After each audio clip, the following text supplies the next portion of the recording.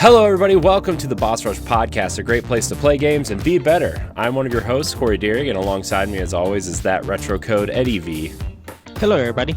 The wise Wisconsinite, Mr. Jesse Douglas. How's it going? The PC muscle race, LeRon Dawkins. Sleeveless. What's poppin', y'all? Sleeveless. What's the point anymore? Put that poll up. That's what the point. Also joining us is the mayor of the Deepstone Crypt, the Dead Man's Tale Toten, the Jotun, Showboatin, Josh Finney. You know, I love this. I love that our listeners are giving me nicknames now. It's fantastic. They are. Pew pew. I'm going to get myself a cowboy hat for the next Tower Casuals. That'd be awesome. If I'm using Dead Man's Tale this much, I feel like I should have a hat. Can you get one of them twirly Mr. or Colonel Sanders mustaches too? That kind of goes up like this. I mean, maybe I could. No. I could celebrate Mario Day and the Dead Man's Tale at the same time. I mean, we could. I have to do it before Mario gets murdered by Nintendo on the 31st. You do have to do that because. FYI, everybody. The mustache is getting delisted on the 31st. I still don't really understand that, but I have a physical copy sealed of Mario 3D All-Stars that I will sell in about 5 years for about triple the price. So I'm good with it. So, you know what? Maybe I need to spend an additional $60 on that game then. I'm telling you that game is going to be worth some money in a couple of years. I also have the 25th anniversary one sealed as well. Yeah, I know a lot of stores still got copies. So they're taking his mustache away for no reason? No. I was saying that they're going to delist my twirly mustache that I was going to wear. Oh, I thought because 3D All-Stars goes away on 31st. Okay, no, I completely thought you were talking that they were literally taking Mario's mustache away, and that's why that game would be worth. Yeah. Okay. All right. So 83% of my participants said that I was not going to have sleeves on today. Yeah. Well, your participants are not the same as our participants. Because what did they say? What? Our participants? What's the point? It's 50% no sleeves and 50% what's the point? Oh wow! So no one had faith that I was going to put on a sleeved shirt today. Nobody does. Let's be honest. Right. Let's be honest here. Well, and I voted no sleeves just because I have insider information. Jesse's the next Martha Stewart of podcasts. My room for pin cameras now. Wow. Because you're obviously not seeing it on an OnlyFans. You're not. Oh no. No. I just voted that because of you getting a shot, and it. Yeah. I did get my first COVID jab this week. Yeah. So yeah. The soreness at the site is. My shot was on Thursday, so yesterday, I'd say it was about a 3 or a 4 on the soreness scale, and today it's about a 2. It's about 2. I haven't had anything really, really funny going on. My roommate, who went at the same time that I did, he was complaining all day that his arm was killing him. And even his wife was looking at him like, "What's wrong with you?" Like LeRon's like the biggest baby we know when he's sick, and he's not even complaining half as bad as you are. LeRon, which one did you get? Moderna. Okay, so I've heard that Pfizer hurts a little bit more, and that so my girlfriend, when she got the Pfizer vaccine, when she got her second shot, because her first one she felt perfectly fine. Her arm just hurt a little bit afterwards. Mm-hmm. When she got the second one, her arm hurt, and she says at about the 12-hour mark, she felt like she just wanted to die. Mm-hmm. Yeah, that's a lot of with the second shot. Yeah, I've heard it with the Moderna one too. Yeah, Moderna is supposed to flatten you the second shot, and I'm not ready for that one. Yeah, because she wasn't allowed to work for 2 days after getting the second shot. They had to do it when she had a couple days off. Yeah, because if you develop symptoms, and they make you wait around 20 minutes after getting your shots too. Yeah, I got my second shot yesterday, so I feel a little bit soreness in my left arm, but nothing serious just yet. So it's going to hit Ed in about 6 hours. Shoot, and I gotta close this. I gotta close at work, so we'll see. Now the one weird thing about me that I hadn't heard anything about is that okay, yeah, yesterday I had some minor soreness and everything, but when I woke up yesterday morning, if my chest felt heavy, like I had been out running like a 5 or a 10K. And that was like first thing in the morning, and I was like, okay, this is not cool because I haven't ran in weeks. Yeah, that's what happened with my wife too. It lasted about a day for her, but she kind of felt like crap, and then like she just felt like worn out and drained. Oh yeah, that was the other thing too. Like I noticed yesterday, there was 3 different times I really wanted to take a nap. It was at 3 different times a day. I haven't fell asleep last night around 9 o'clock while trying to play some Horizon. I do wonder if this is gonna be like a yearly shot for people. No, I don't think so. This is just a version. They've talked about you may have to get a booster later on this year or like early next year. Shot. But they need to see how it holds up through the summer and into the fall. It's a variation of the SARS virus, so it's this is probably going to be a one-time thing. But then I guarantee they're going to encourage us to get our yearly flu shots. Flu shot, yeah. Well, now that's over. Shot talk. So taking shots. Jeez. I've done shots today. Yes, you have.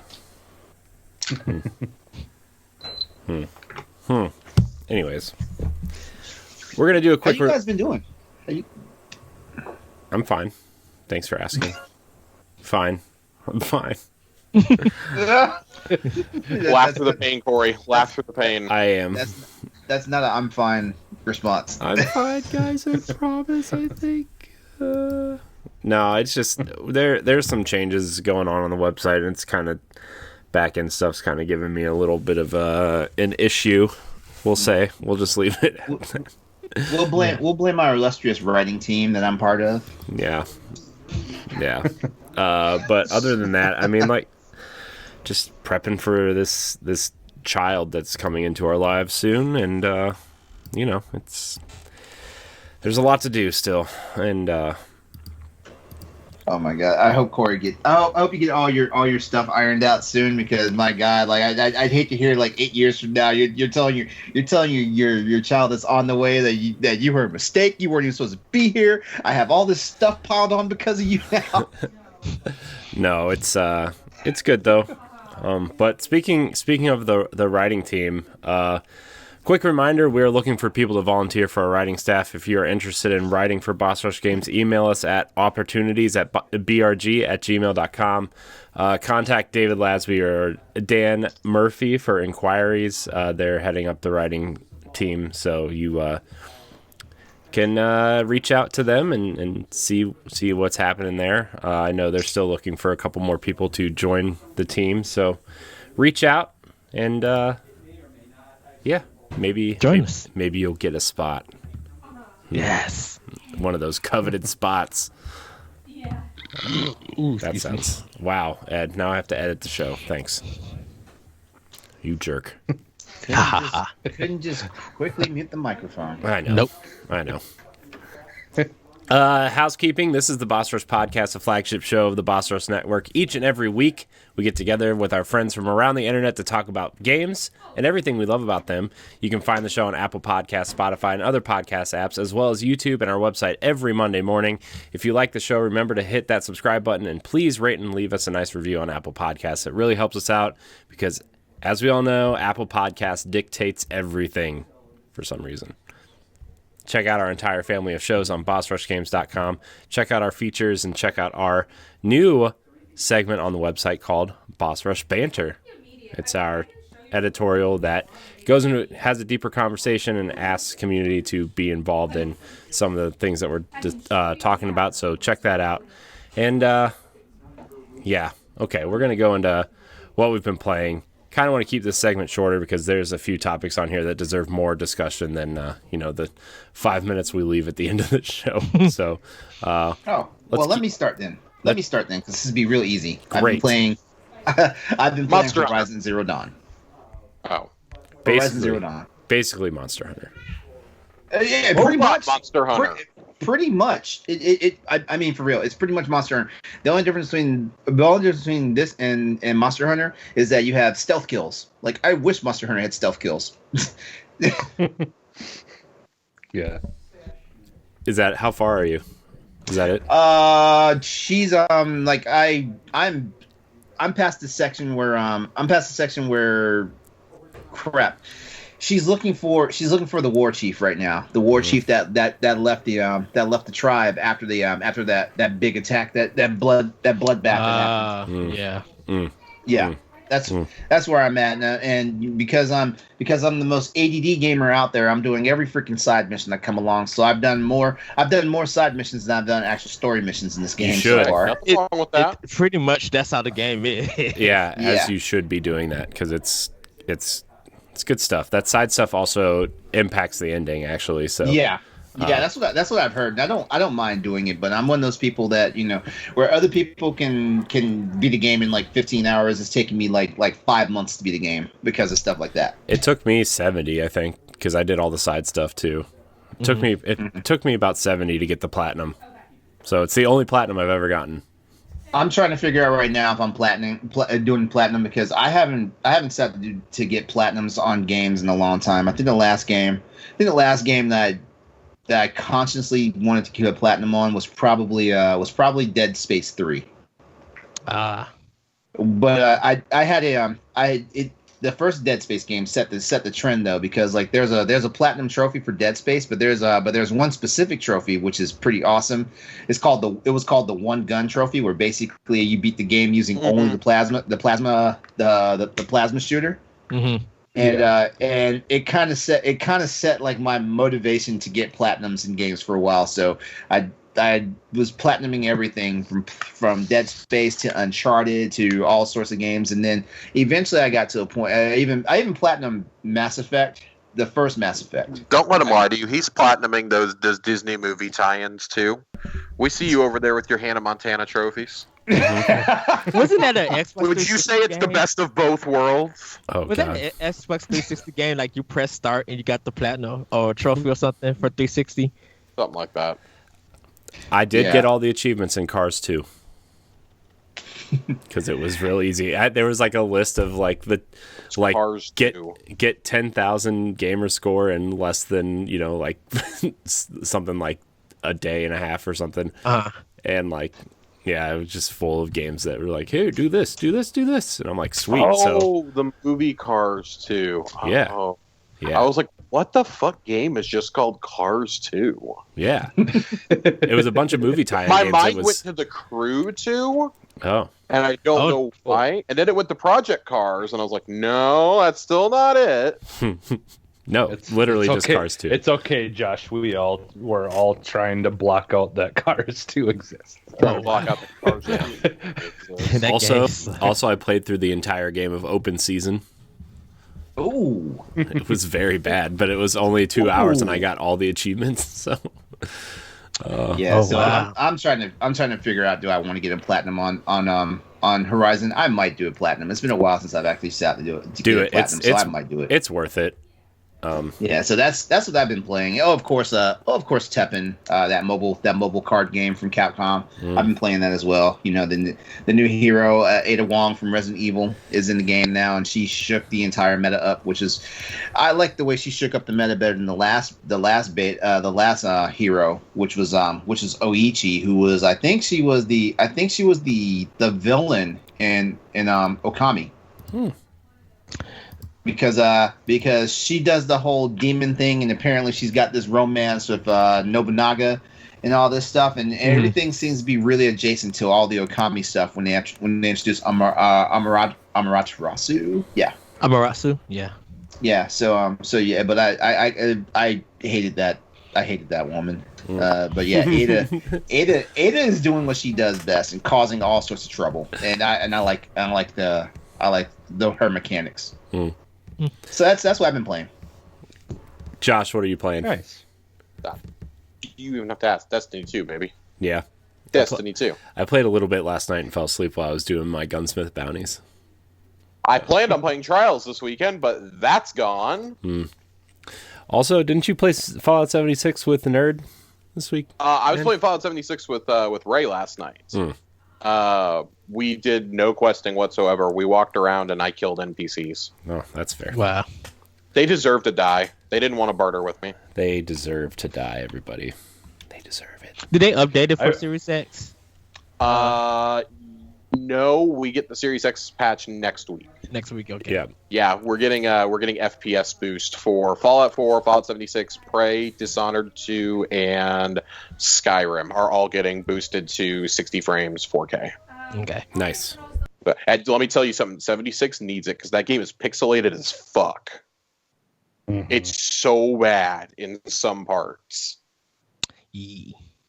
But Yeah, I I don't might. know. I might try it. I might give it a try. I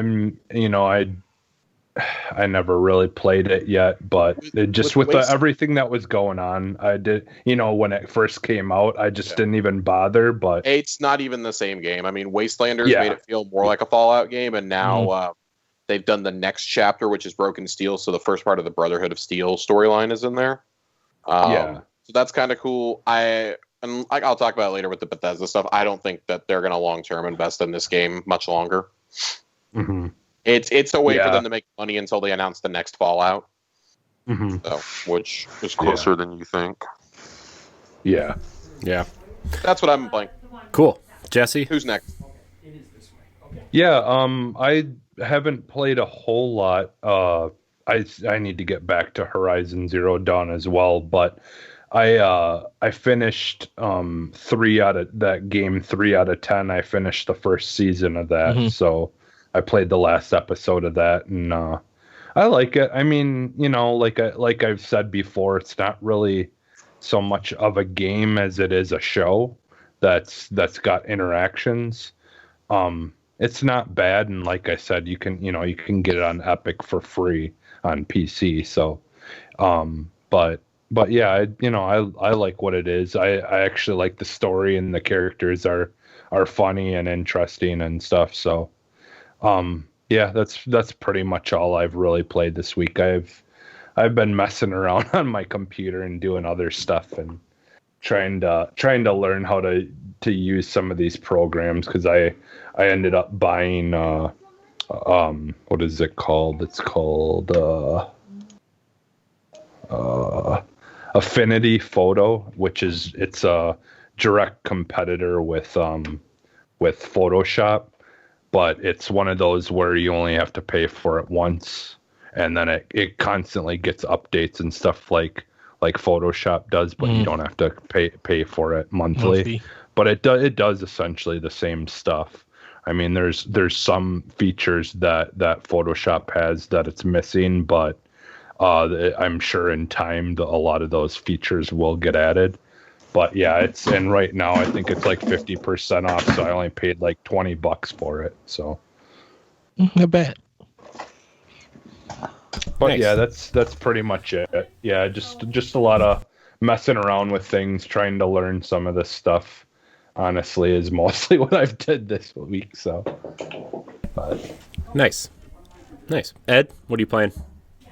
So just gonna focus on quickly on 3 Switch games. Ghouls and Ghost Resurrection.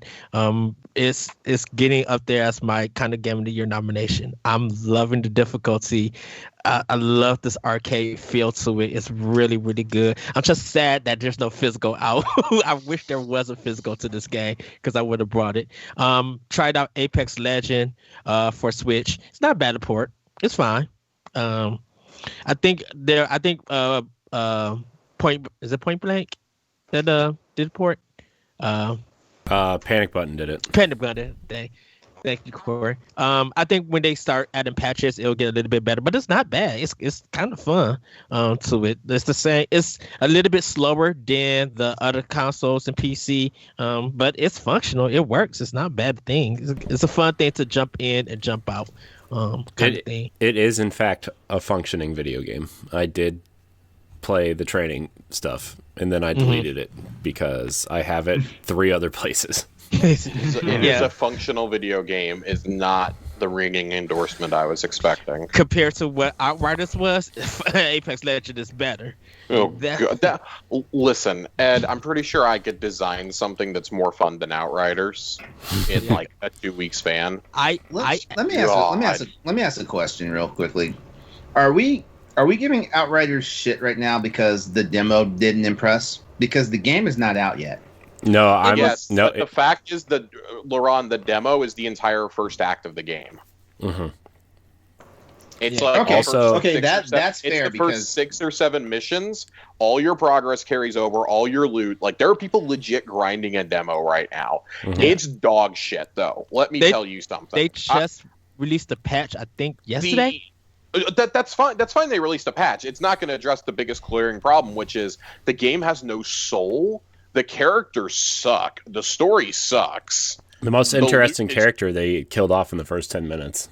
Yeah. Cowboy McGee got killed off right away. Yeah. Yeah, like me and Corey was talking about, like there's just too many cutscenes in the beginning of the game. Like it's They keep jumping. have cutscenes for you to open every single door, for you to climb up a ledge, for you to climb down a ledge, for you to walk up to something. Dude, there are cutscenes for cutscenes in this game. Yeah. you know what? It looks like we need to do a deep dive into why companies do this to us. It's a looter shooter. They believe That's no, because looter shooters aren't the only games that fall victim to this stuff. it's mostly I think everybody is I guess trying to get on the Destiny train because like that word keeps coming up, and I think Destiny is everybody's more trying to get on the successful. Monster Hunter train. This Monster is- Hunter is the this reason is- why we this have is these more- popular games. This is more like Borderlands meets Gears of War and doesn't do either of those aspects well. It's Gears without a soul. Yeah. Also, if your edginess is getting out of a cryotube after like the first kind of tutorial thing, and you look over to the side and it's just somebody says spray painted like "fuck you," like that was supposed to be edgy, and I'm like, okay. Wow. It's very like The reason why I asked the question is because like Outriders didn't look like a game I was wanting to play anyway. So like the odds of me downloading and trying to demo were pretty much in the toilet. We're all in luck because it's probably coming to Xbox Game Pass day one. Yeah. well, like I said, I told Nerd. I'll be playing it. No, that's not a joke. that's a rumor. That's literally Yeah, a that's rumor a that's been floating around. Like I mean, I told Nerd that I think I'm gonna buy it just to do for a review, and see what it. Because of course it's gonna be last gen, but I think anywhere that you play it, if they don't really change stuff up and it feels like just the same thing over and over, I see a lot of 6s and 7s coming to this game for review day one. Because it releases in 2 more weeks, I think. 6s and 7s April seem 1st. nice. April 1st. Yeah.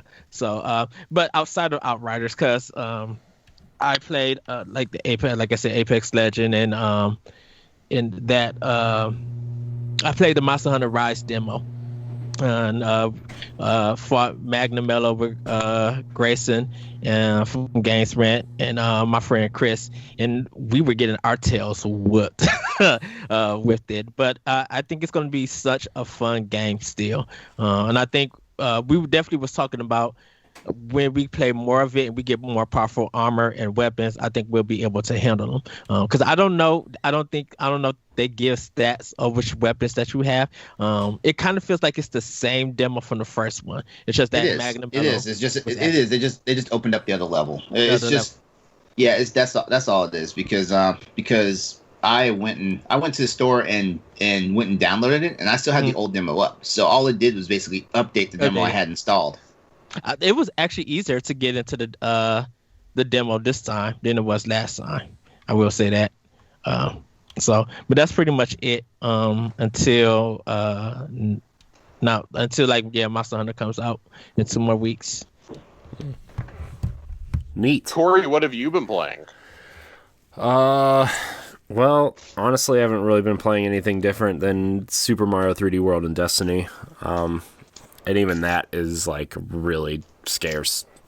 I basically logged in the other day to watch the new cutscene in Destiny, which we talked about on Tower Casuals, and I did some battleground stuff and I did some gunsmith bounties, and then I haven't really played since. It's just, Mhm.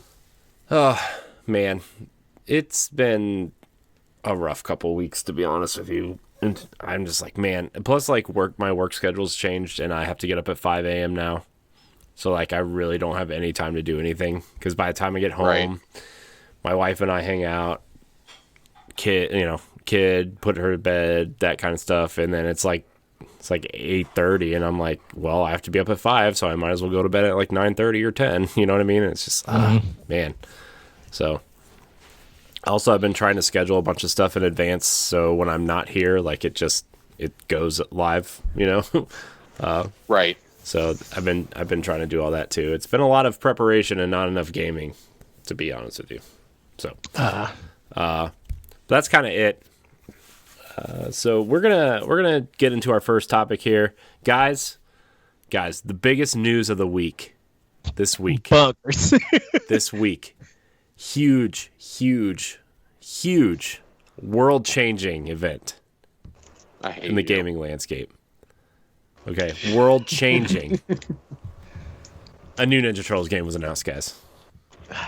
New Ninja Turtles game. I could not believe it. Like, cause that image just dropped it out of nowhere. I'm like, what is this? Mhm. Yeah. Mhm, And yeah. Yay! It looks Question awesome. mark? I'm excited, It Josh. does. I know you're too young to appreciate the Ninja Turtles, Josh. Okay, I know you're the baby. I'm not too young. I wasn't allowed to watch them.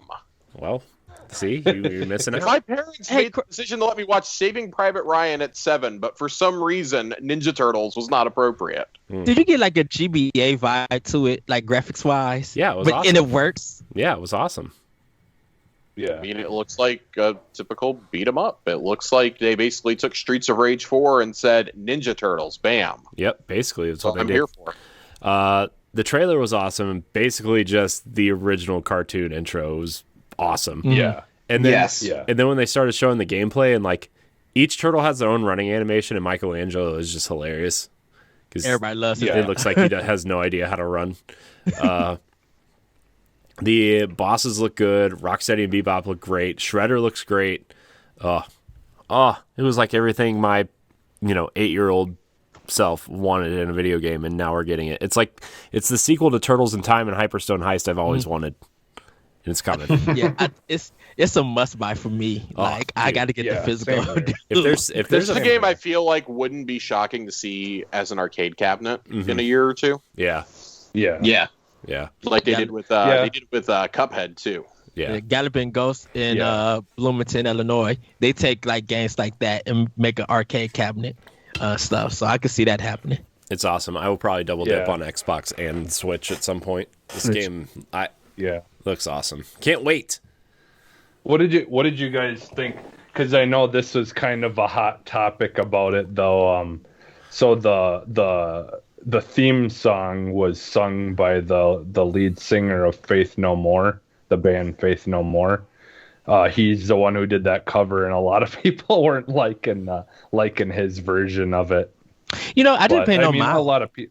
Okay. I don't Yeah, know. I mean, Dude, it's an liked updated it. version to a 80s kids cartoon song. If you're complaining about that, you need to check your life. For real. Yeah. For real. Yeah, I liked it, though. That's the thing. Yeah, I thought it sounded good. I was like, man, this sounds like an updated version of the song, and it sounds great. Yeah. Yeah, exactly. Yeah. I was just happy to Yeah. see gameplay on how the game actually was going to look. Because the announcement would have been cool, but if there was no gameplay, I would have been like, "Come on, Diamond, I need more." And they showed it, and I was just like, "Yeah, this is." Yeah, gonna be I don't think they could have got away with not showing any gameplay, with it because, I mean, like people are gonna want to know. I do like how it looked like the trailer was going to end, and then they just dropped the sprites down. Right? Yeah. That was cool. Yeah, that was cool. Yeah. Well, and for a game that's probably going to be $20-$25 when it comes out, right? Like that's It's- you want to show the gameplay because that's something that can come out in the next couple months. get people excited, especially with like the desert of AAA experiences we're going to have for most of this year. Indies are here to rule it. Indies, remasters, re-releases, and then games like this that like really appeal to that nostalgic core that might have been otherwise overlooked or overshadowed are gonna get time to shine. Like, I mean, Little Nightmares 2 has already done 1 million units in basically 1 month on the market. There's no way that does it if Outriders keeps its release and we have, you know. And Josh is frozen because his internet probably dropped. I will say, because I think Nickelodeon's doing the publishing for it. Yeah, well, they have the rights. They own the rights to the Turtles right now. So. Yeah, they own the rights to the Turtles. Because like Sega and .emu did Streets of Rage 4 do limited run. Yeah. So I think there won't be no limited run version. I think people could actually go in stores and copy it. But yeah, I think it's going to be awesome and stuff. Hi, Josh. You're back. Shut up. Oh man, but yeah, I'm excited. I hope it does. I mean, I think it's going to do well, right? Like, I mean, for those who don't know, this is the team behind Scott Pilgrim and Streets of Rage 4. That's why it looks familiar. Okay. Yeah. But it's the actual, I think, the actual developer, not MU, the people who are actually making the game. Is this their first game, or are they the ones that made? They're the man. It's .emu. Right, but it's another studio that's also working on the game. They're helping with it, but this is the team that did Scott Pilgrim and Streets of Rage 4. Okay. Trust me, I looked it up. Ninja Turtles is the greatest franchise ever made. Okay. So let's not get carried away here. I'm not gonna argue with Corey because the fact that he's boosting something over Destiny, you know, I'm not gonna argue with him. I mean, we can talk about Destiny if you want, LeRon. I mean, as long as you want me talking about Monster Hunter. I mean, wait, you do want me talking about Monster Hunter? Nope. Not on this show. Oh man. In the future. Speaking of fandom, like I wish we could get those original Turtles figures getting re-released like they're doing for the Ghostbusters. The 6-inch ones are getting re-released. Oh, are they? Yeah, okay. The 12-inch ones are not, which they're like $200 a piece now if you go on eBay or Amazon now. So I can't wait. The Ecto one is getting released soon, so I gotta get that once that comes out. Since we're on the Turtles hype train right now, what was each one of you guys, tell me what your one favorite Ninja Turtles video game was. Arcade, console, doesn't matter. It's Turtles in Time, I think, is the best one. Although I played a lot more Hyperstone Heist because I had a Genesis and not a Super Nintendo, which is essentially the same game, so I don't know why they named it different. So, it's Ultra Shredder, though, not Super Shredder. So for me, I would agree with Corey with Turtles in Time, but I'm going to choose a different answer. Tournament Fighters for Super Nintendo. I played that like religiously on when it came out, and that game is like the music, the fighting, the background, like I love that game, and I kind of miss it with it, but yeah, because Turtles in Time is such a great game for Super Nintendo, but I was gonna go to a different one. So yeah, Tournament Fighters is for me for Super Nintendo. Josh, what do you say? Abstain. Oh, that's right. Yeah, I get you. Jesse? Scott Pilgrim versus the World.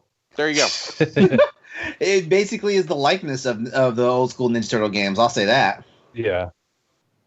I mean, for me, honestly, I love Turtles in Time, and I love, the arcade one and stuff.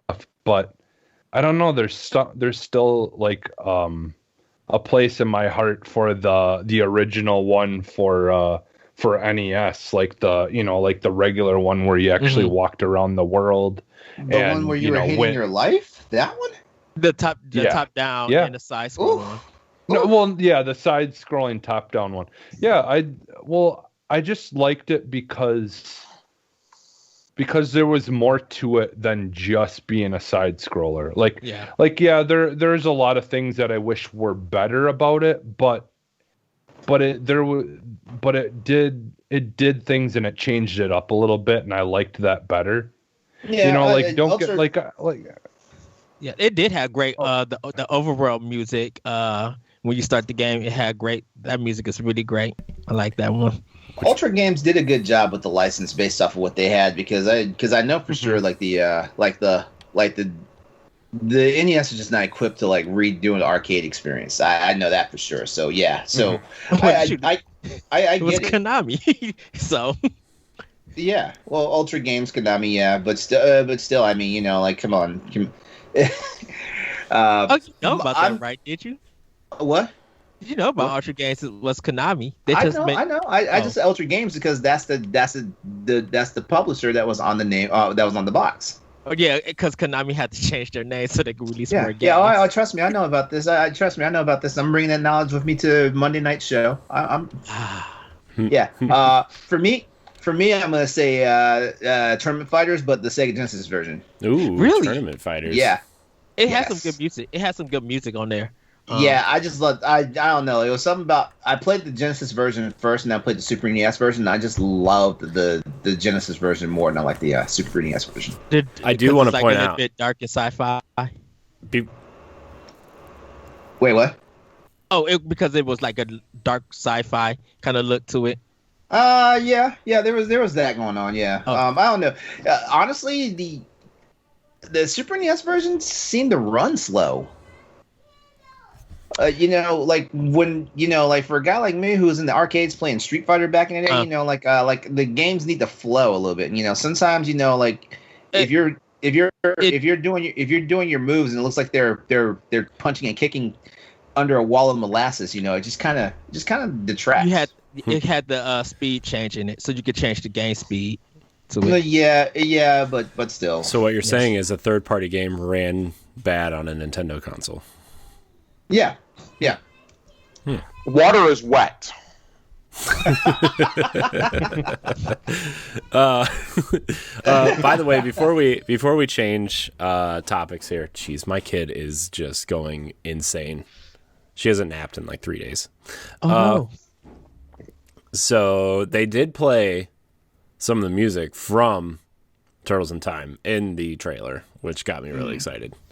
So, but anyways, we're going to switch topic, which is actually the biggest topic of the day. I had to start Ninja Turtles because I'm me and this is my show, and that's what we started with. The Xbox Plus Bethesda event happened this week. It was very interesting, very fun to watch, very insightful about the future of Bethesda on Xbox. Did everybody watch it? Josh, I know you did because we already talked about it. I didn't. I was at work when they. I missed it. I was actually traveling across Virginia for work. You travelers, terrible. This is a great event. I really encourage everybody to go watch the VOD of it. It's also on. If you don't have time to watch it, it's also on the Xbox podcast feed. Major Nelson's podcast feed. So I encourage you to at least watch or listen to about the first 15 minutes of it. Is there like a 10 minutes? Is there like a 10 minutes or less version of this? So no. I mean, to sum it up real quick, like you had Phil Spencer, obviously, Pete Hines, Todd Howard, Aaron. God, I forget her last name. Rossi, I think Aaron Rossi, who's their global communications person at Bethesda, and Aaron Greenberg in a roundtable setting talking about it. And they swapped a few people out. Matt Booty came in at one point to talk, and Todd. There's another Todd that works there who handles a lot of their global publishing deals. Just kind of talked about like the legacy of Bethesda. They really focused a lot on they gave time to every single studio, like talked about them, talked about their history, the games the types of games they make. It was very much for people who aren't as plugged into the industry, but it's also like one of the best gaming presentations. I think Bethesda really excels at that, particularly when you have Pete Hines hosting it. Yeah. They didn't focus too much on Todd. I mean, Todd owned up to some of the failures of Fallout 76 in it, which was interesting to see him confront that head on and be like, we basically really fucked up on this. There was not a thing that we didn't do right, but talking about the friendship that him and Phil Spencer have had since the original Xbox days, since the Morrowind days, that was a big part of it. The legacy that they have together, like, with Xbox hardware and with Bethesda games coming from PC to console for the first time. Just why this partnership really makes a lot of sense. And Phil, of course, the big draw of all this was within the first 3 minutes, Phil is addressing the exclusivity question, right? Well, can you paraphrase that for me? Because I didn't quite understand it. Like I just been reading it. I just been reading about it, but I didn't quite understand it. So with the exception of existing agreements, because he says, I cannot tell you every single game is going to be exclusive to Game Pass because of the existing agreements, aka Deathloop and Ghostwire Tokyo, neither of which were mentioned by name in this entire presentation. Obviously, because of those marketing rights being with Sony. But even when they focused on Arcane and Tango, they didn't talk about them. He says those and legacy games, ongoing games, so Fallout 76 and Elder Scrolls Online, will continue to be supported per the contract language. But their goal is that everything that you see from them will be exclusive to platforms. And he phrased this very interestingly. Yeah. Platforms that support Xbox Game Pass. So he's not saying Xbox and PC. He's meaning you can do it on mobile. When the app comes to TVs later this year, it's there. When it comes to Surface tablets, it's there. When it's on iPads, it's there.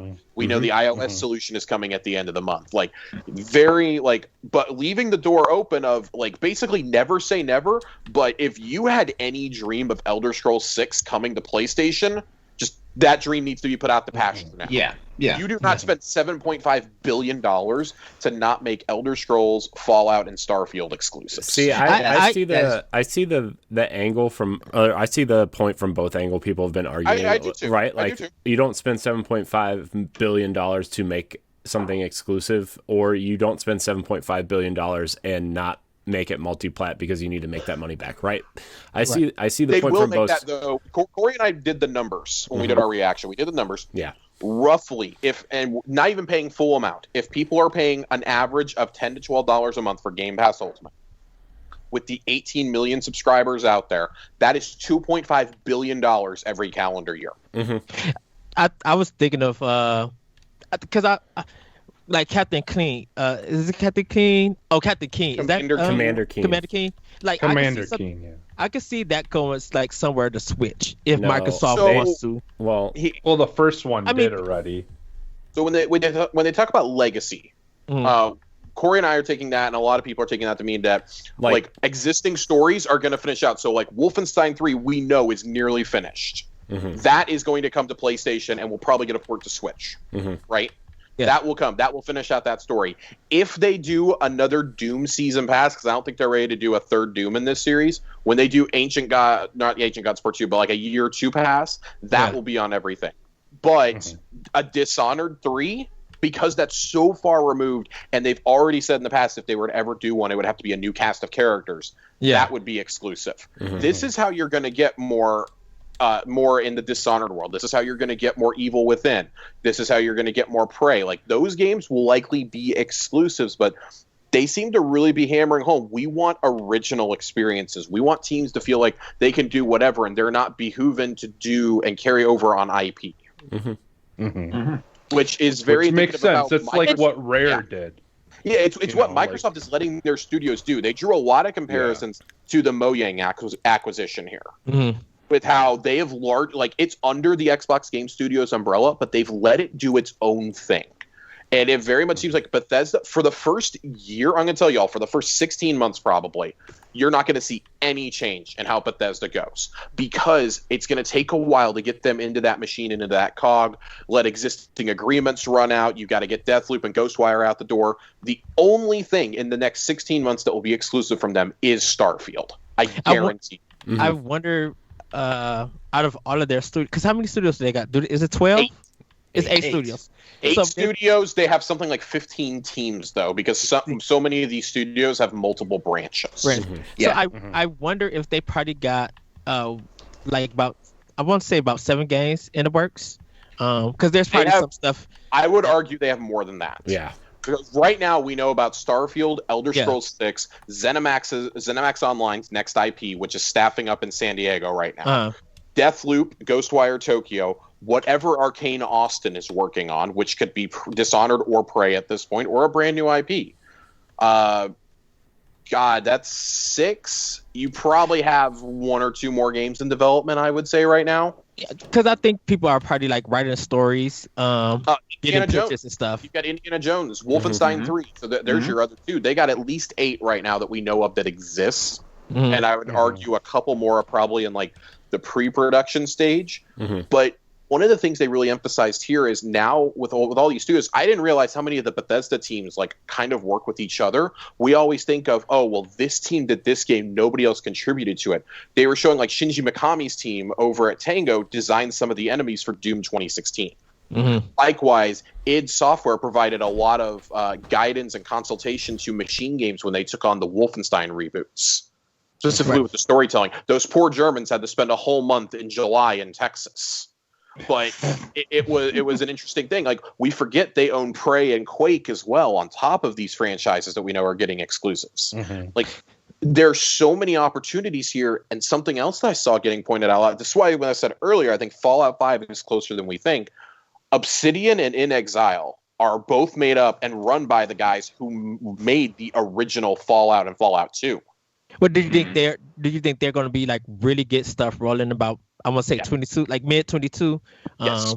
By mid 2022, do not expect anything after next spring to be on any platform other than Game Pass platforms. I mean, it's guaranteed money for them, so It's we could in the cost. Jason Schreier said it really good last year when this deal was announced. This is how, because it was announced at the same time that they announced the 15 million mark for Game Pass. He says this is how you go from 15 to 30 without even thinking about it. This and the EA Play deal are how you do that. But Stadia literally admitted that like all this that's going on is the reason that they completely just dropped out. Like, they don't care about stuff anymore because they just can't compete. I mean, that's indicative of Google in general, but they were one of the ones that were pursuing. We know at this point it was Microsoft, EA, and Stadia, Google that were pursuing it. Amazon was at one point, but nobody else had the capital to pony up $7.5 billion. And the whole thing of, well, you still want to put your games on other platforms. No, if you were going to do that, why not just? If you were going to let them go to other platforms, why not just sign a super long-term deal for like the next decade to bring all games to Game Pass on Bethesda and let them release everywhere else? That makes no sense. I do wonder if Microsoft is still going to consider Steam as part of the deal, like doing it for Game Pass and doing, of course, Windows 10 and stuff like that. These games will release on Steam. The Steam community is too big, especially for Bethesda Game Studios titles. It's too big, and we've seen when Microsoft puts games on Steam, they're instantly at the top of the charts and they stay there. Look at Forza Horizon 4. It was Horizon 4 got like 3 million players off Steam alone in a week. I wonder if they're going to day and date it, or is it like going to be off? Like it'll be Windows 10 or for Game Pass, and then maybe 4 or 5 months later it'll hit Steam. I think so. Smaller titles. I think like if you want to play a theoretical Dishonored 3 or Prey, you will probably have to play those. Maybe even Deathloop. Well, not Deathloop. Deathloop will be on Steam.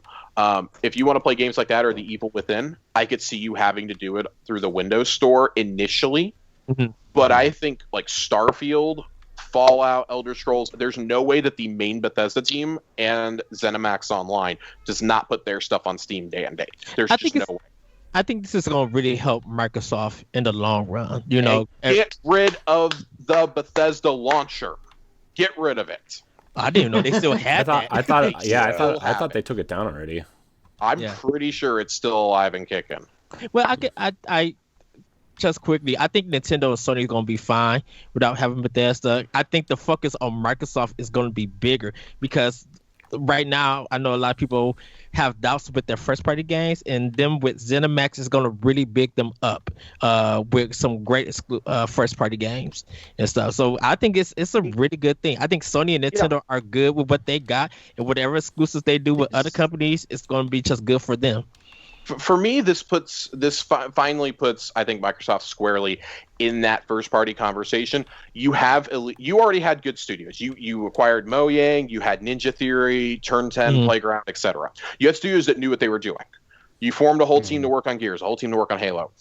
You now have the best Western RPG developers this side of CD Projekt Red, and most of the like big first-person shooter franchises, frankly, at this point, like legacy ones that we talk about. You have everything except for Call of Duty and Destiny, basically, at this point. Call of Duty, yeah, and I mean, you have a Game Pass deal for Destiny, right? You have a really close relationship with Bungie, so and EA, like with the EA deal too. You have Battlefield, you have, you know what I mean? Titanfall. Yeah. Titanfall. The question for me now becomes, not to cut you off, Ed, the question for me now becomes, do you have the quantity? Can you deliver the quality? For real, that is the best question. Go ahead.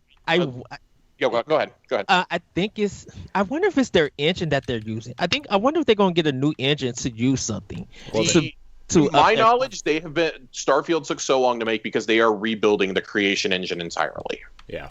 And in this roundtable, go ahead. I was just commenting which is needed. That's all. I was going to say, Phil really focused on this during the presentation, saying that they want to take ID's engine, they want to take ID Tech, and they want to apply that to not just Bethesda titles, but across the entire Xbox library now. So I wonder, what about Unreal 5? Like, will the Coalition be using Unreal 5 for Gears and stuff like that? For me, it's undoubtedly the games that are in development using Unreal Engine. So Hellblade 2, In Exile's steampunk RPG, and Gears 6. We have no idea what engine Avowed is using. With Obsidian, okay. Yeah, we have no idea what they're using. Yeah, because it's going to be Bethesda's engine, Slipstream, which is Halo, Unreal, and what's Forza Motorsport? I don't know if they got their own. It's a custom engine. It's a custom racing engine, yeah. Yeah, that's part of what's taking Forza so long is they're building they hadn't built a new engine for that since like the 360 to my knowledge. What engine do you think they're using for Fable then? Not to like side tangent this conversation, but honestly, I could see them using a modified version of the Forza engine. I think that'd be really interesting, but the more likely answer is probably, and we just don't know about it, is that they're using Unreal. And Rare is using I think Sea of Thieves uses Unreal Engine. I think so too. Yeah. I think so. Don't quote me on that, but I think they do. And it's like Unreal is, especially what they're doing with Unreal 5, like it's incredible. Unless you have the tech capacity to build yourself just this incredible engine, like we think Slipspace is going to be great, but we haven't really seen Slipspace in action too much yet. ID Tech is proven. Look at how gorgeous and nearly flawless Doom Eternal runs. I think looking at Sony with their deal with Unreal, I think we'll try to get a better understanding, because I know Epic said it's going to be a rollout for everybody. Or that rollout is supposed to be happening, if it hasn't already, should be happening in the coming months. I believe developers have had Unreal 5 tools since. Yeah, I think Ninja Theory has had it. They are. Ninja Theory is confirmed. Hellblade 2 will be one of the first major AAA games to use it. And whatever In Exile is working on, they're working on Unreal 5 too, right? Their steampunk game that's still a little ways off. They're working on that. It's fascinating to me. Is it an announcement thing before? I wonder if it's an announcement thing before they say who can have it, like, or this company has it. Because it's only just Hellblade for right now, like you guys said. Hellblade is the most prominent one that's announced it, and that's because they were already developing an Unreal 4. So they're being this. You can import all your progress from Unreal Engine to Unreal 5. Okay. I think we're going to see a few more events like that. Not necessarily like developer roundtables, although I would love to see one with the heads of Ninja Theory and Mojang, Turn 10, Playground, et cetera, et cetera, et cetera. I'd like to hear from those teams as well. I think this is really good, not to do every year, but I think this is great to familiarize people with, especially a brand like Xbox that has acquired so much in like 2 or 3 years. This is really good for the public. To get to know the developers. It was a good refresher for me, even. Like, I don't know a whole lot about ZeniMax Online. I didn't know about Roadhouse or Alpha Dog, which they didn't talk about their projects, just that they're not ready to show those yet. That's the thing, is there's a lot. Oh, go ahead. Oh, I was gonna say that's the thing. There's kind of been talking about, I think coming from Microsoft themselves, that there's still a lot of things that are in progress that are being worked on that they haven't even Yes. they haven't even talked about or Yeah. mentioned yet. So like that's all that stuff, like just all that together is what's really really interesting. Is And I mean, we Phil, still don't Phil know. and Pete both said this during the Yeah. roundtable that there are things that the overall Bethesda companies are working on that they aren't ready to show yet and that are not known to the public, and that's good. That's how it should be. We don't need to know about every single thing. Like I'm taking a broad assumption that Arcane Austin is working on something. I'm going on hearsay for ZeniMax's studio that they're starting up in San Diego. It's going to be working on a new IP, which we've heard won't even be a live service. Well, definitely E3 is important to them, and I think probably like a fall reveal around, I would say mid-October would be a good thing for them. They will probably go back to doing the EXO events this fall. They had started spinning those back up again in recent years. EXO 19 is when we got Everwild, Grounded, and Tell Me Why announced, right? Yeah. You probably want to do one. They had been planning one last year, I believe. Like, why wouldn't you do one around your console coming out? I think in the Game Awards would probably be a big one for them. Yeah, I mean, they usually do a reveal there. E3 definitely, though, like they said, summer is coming. That's when you'll see from Xbox and from Bethesda. Just imagine, because they've had to plan separate shows. They legally could not do anything until Monday of this past week. Imagine taking the Bethesda show and having it go first, and as it's ending, your one more thing is showing the Starfield demo. But it's Todd Howard and Phil Spencer doing it together, and then they segue straight into the Xbox show. Yeah, it's kind of like, it would be like the last thing in the Bethesda, but be the opener for the Xbox at the same time. I mean, how else do you carry and convey that energy over? Do you think a 2-hour show kind of? It's probably going to be huge, right? Because the Xbox show is usually about an hour and a half anyway, right? Yeah, I expect about 2.5. Bethesda usually keeps theirs around an hour or so, and I think they'll be able to trim out some stuff. Like if they really are going to do a co-show, they're not going to be able to show Deathloop will be out. They won't be able to show Ghostwire most likely. They'll save that for the Sony presentation. And plus, this is a digital event, so that's why I feel like 2 hours they'll have, because everything is already set and edited. 2 hours might be the time, because they'll probably do 6 or 7 o'clock, going to 9. The big question for me is, what do you do leading up to that? Like, we have a tech presentation coming up at the end of the month, presumably to announce xCloud to iOS, that the browser solution is ready to go into at least open beta. It's already being tested internally. I imagine you'll probably get a partner showcase in late April, early May, like you did last year, except it's actually going to have to be good this time. Yeah. And show gameplay. But I imagine you do that, show some of your indies, give us a date for Psychonauts, date for Flight Sim, things like that are going to carry us through the summer. That way E3 is just bam, it's all your big guns. It's mostly stuff that is exclusive to you, or they can come out and say that magical phrase like they did last year.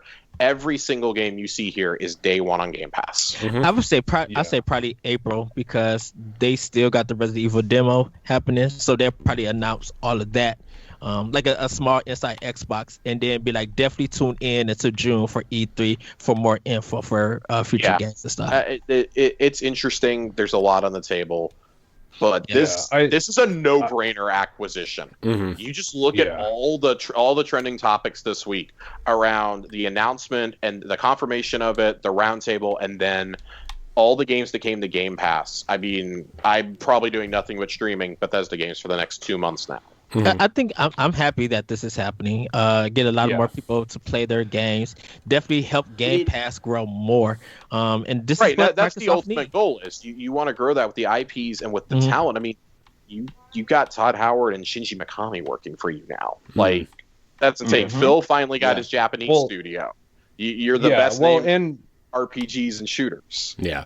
Well, and as a company, obviously you want to make money, but as a developer, they want people to play their games, so I just started downloading the first Dishonored since it's available, because that's a game I've always wanted to play, but I just never wanted to buy it because I saved my money for things that I either needed or wanted or whatever. But now I can actually play it, and I played part of 2, but I liked what I played. But like now I can actually play some of that stuff, and I don't, there's not a wall that's, keeping me from trying that stuff and putting money into that franchise later down the line.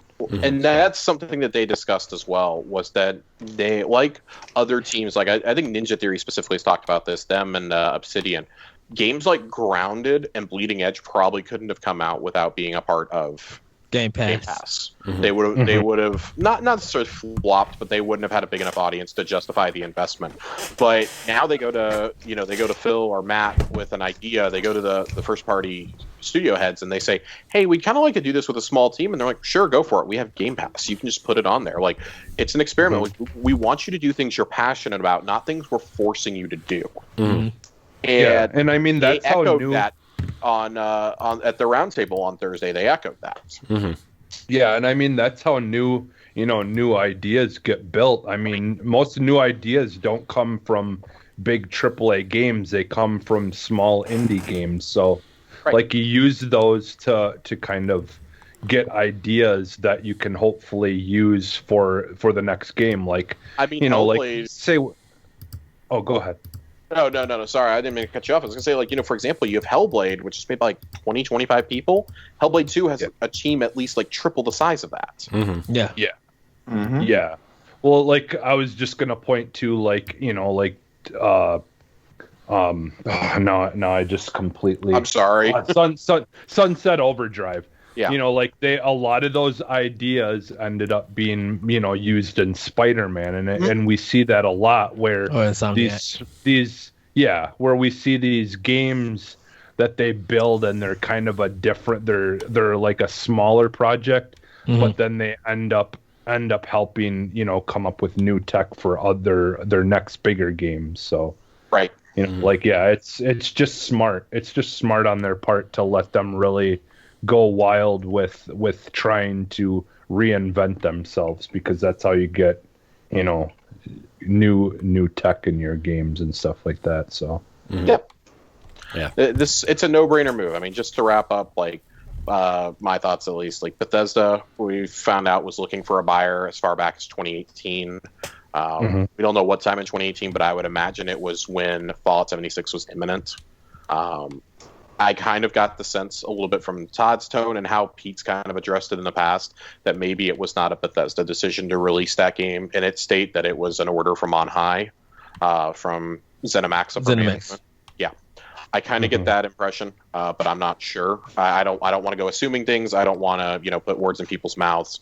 But it seems like they're all genuinely happy about this, about the next step, about getting to be a part of this. And I mean, like Todd said, this gives them the creative freedom to do kind of whatever they want to. Bethesda itself has four branches. One of them is a dedicated VR studio here in Dallas. Like, they're probably not doing much VR anymore. One is a support studio down in Austin that's doing, 76 updates. They've basically taken ownership of it, from my understanding. You got Montreal, and we talk about all these different teams. Like, they have 2,300 new developers working for them now. That's an astronomical. That almost doubled the workforce size of Xbox's first party studios overnight. That's crazy. This is an insane amount of talent, and it's kind of a no-brainer. Like, they needed to do something drastic here. And while I don't like seeing legacy franchises, things that are so important to the history of gaming, Elder Scrolls kind of helped popularize Western RPGs on console with Morrowind and Oblivion. And of course, Skyrim is one of the best-selling games of all time. Like, you've got Doom, Wolfenstein, Quake. Like, those are tied to one platform now going forward.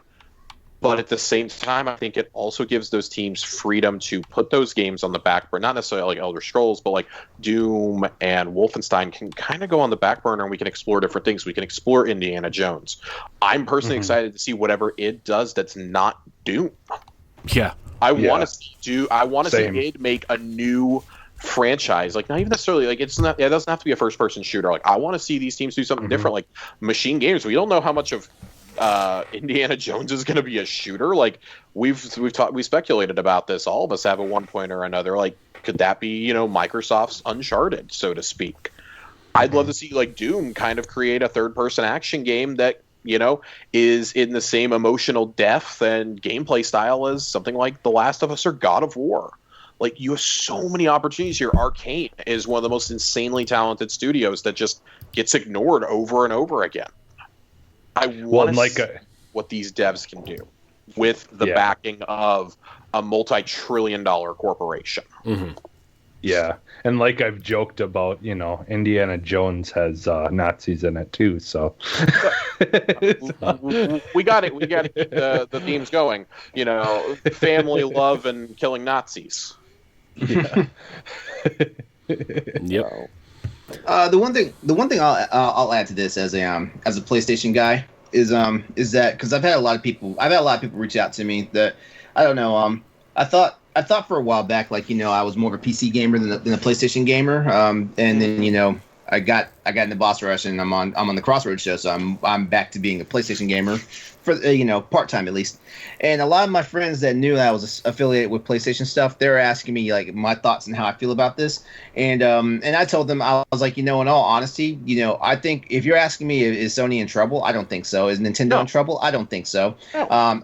The only thing I'll say to that is, if anything, this is going to help all the companies refocus on where they need to be at as far as like talent and gaming and things that they may acquire in the future as well. Competition breeds excellence. Exactly. We're going to see, and because of this, we're going to see more studios, because there's going to be studios and developers that pop up that was like, what, we don't want to be in Microsoft's back pocket, and they're going to pop up. They're going to do their own things. They're going to create excellent video games and stuff, and it's going to be available to play, across all the platforms and things like that.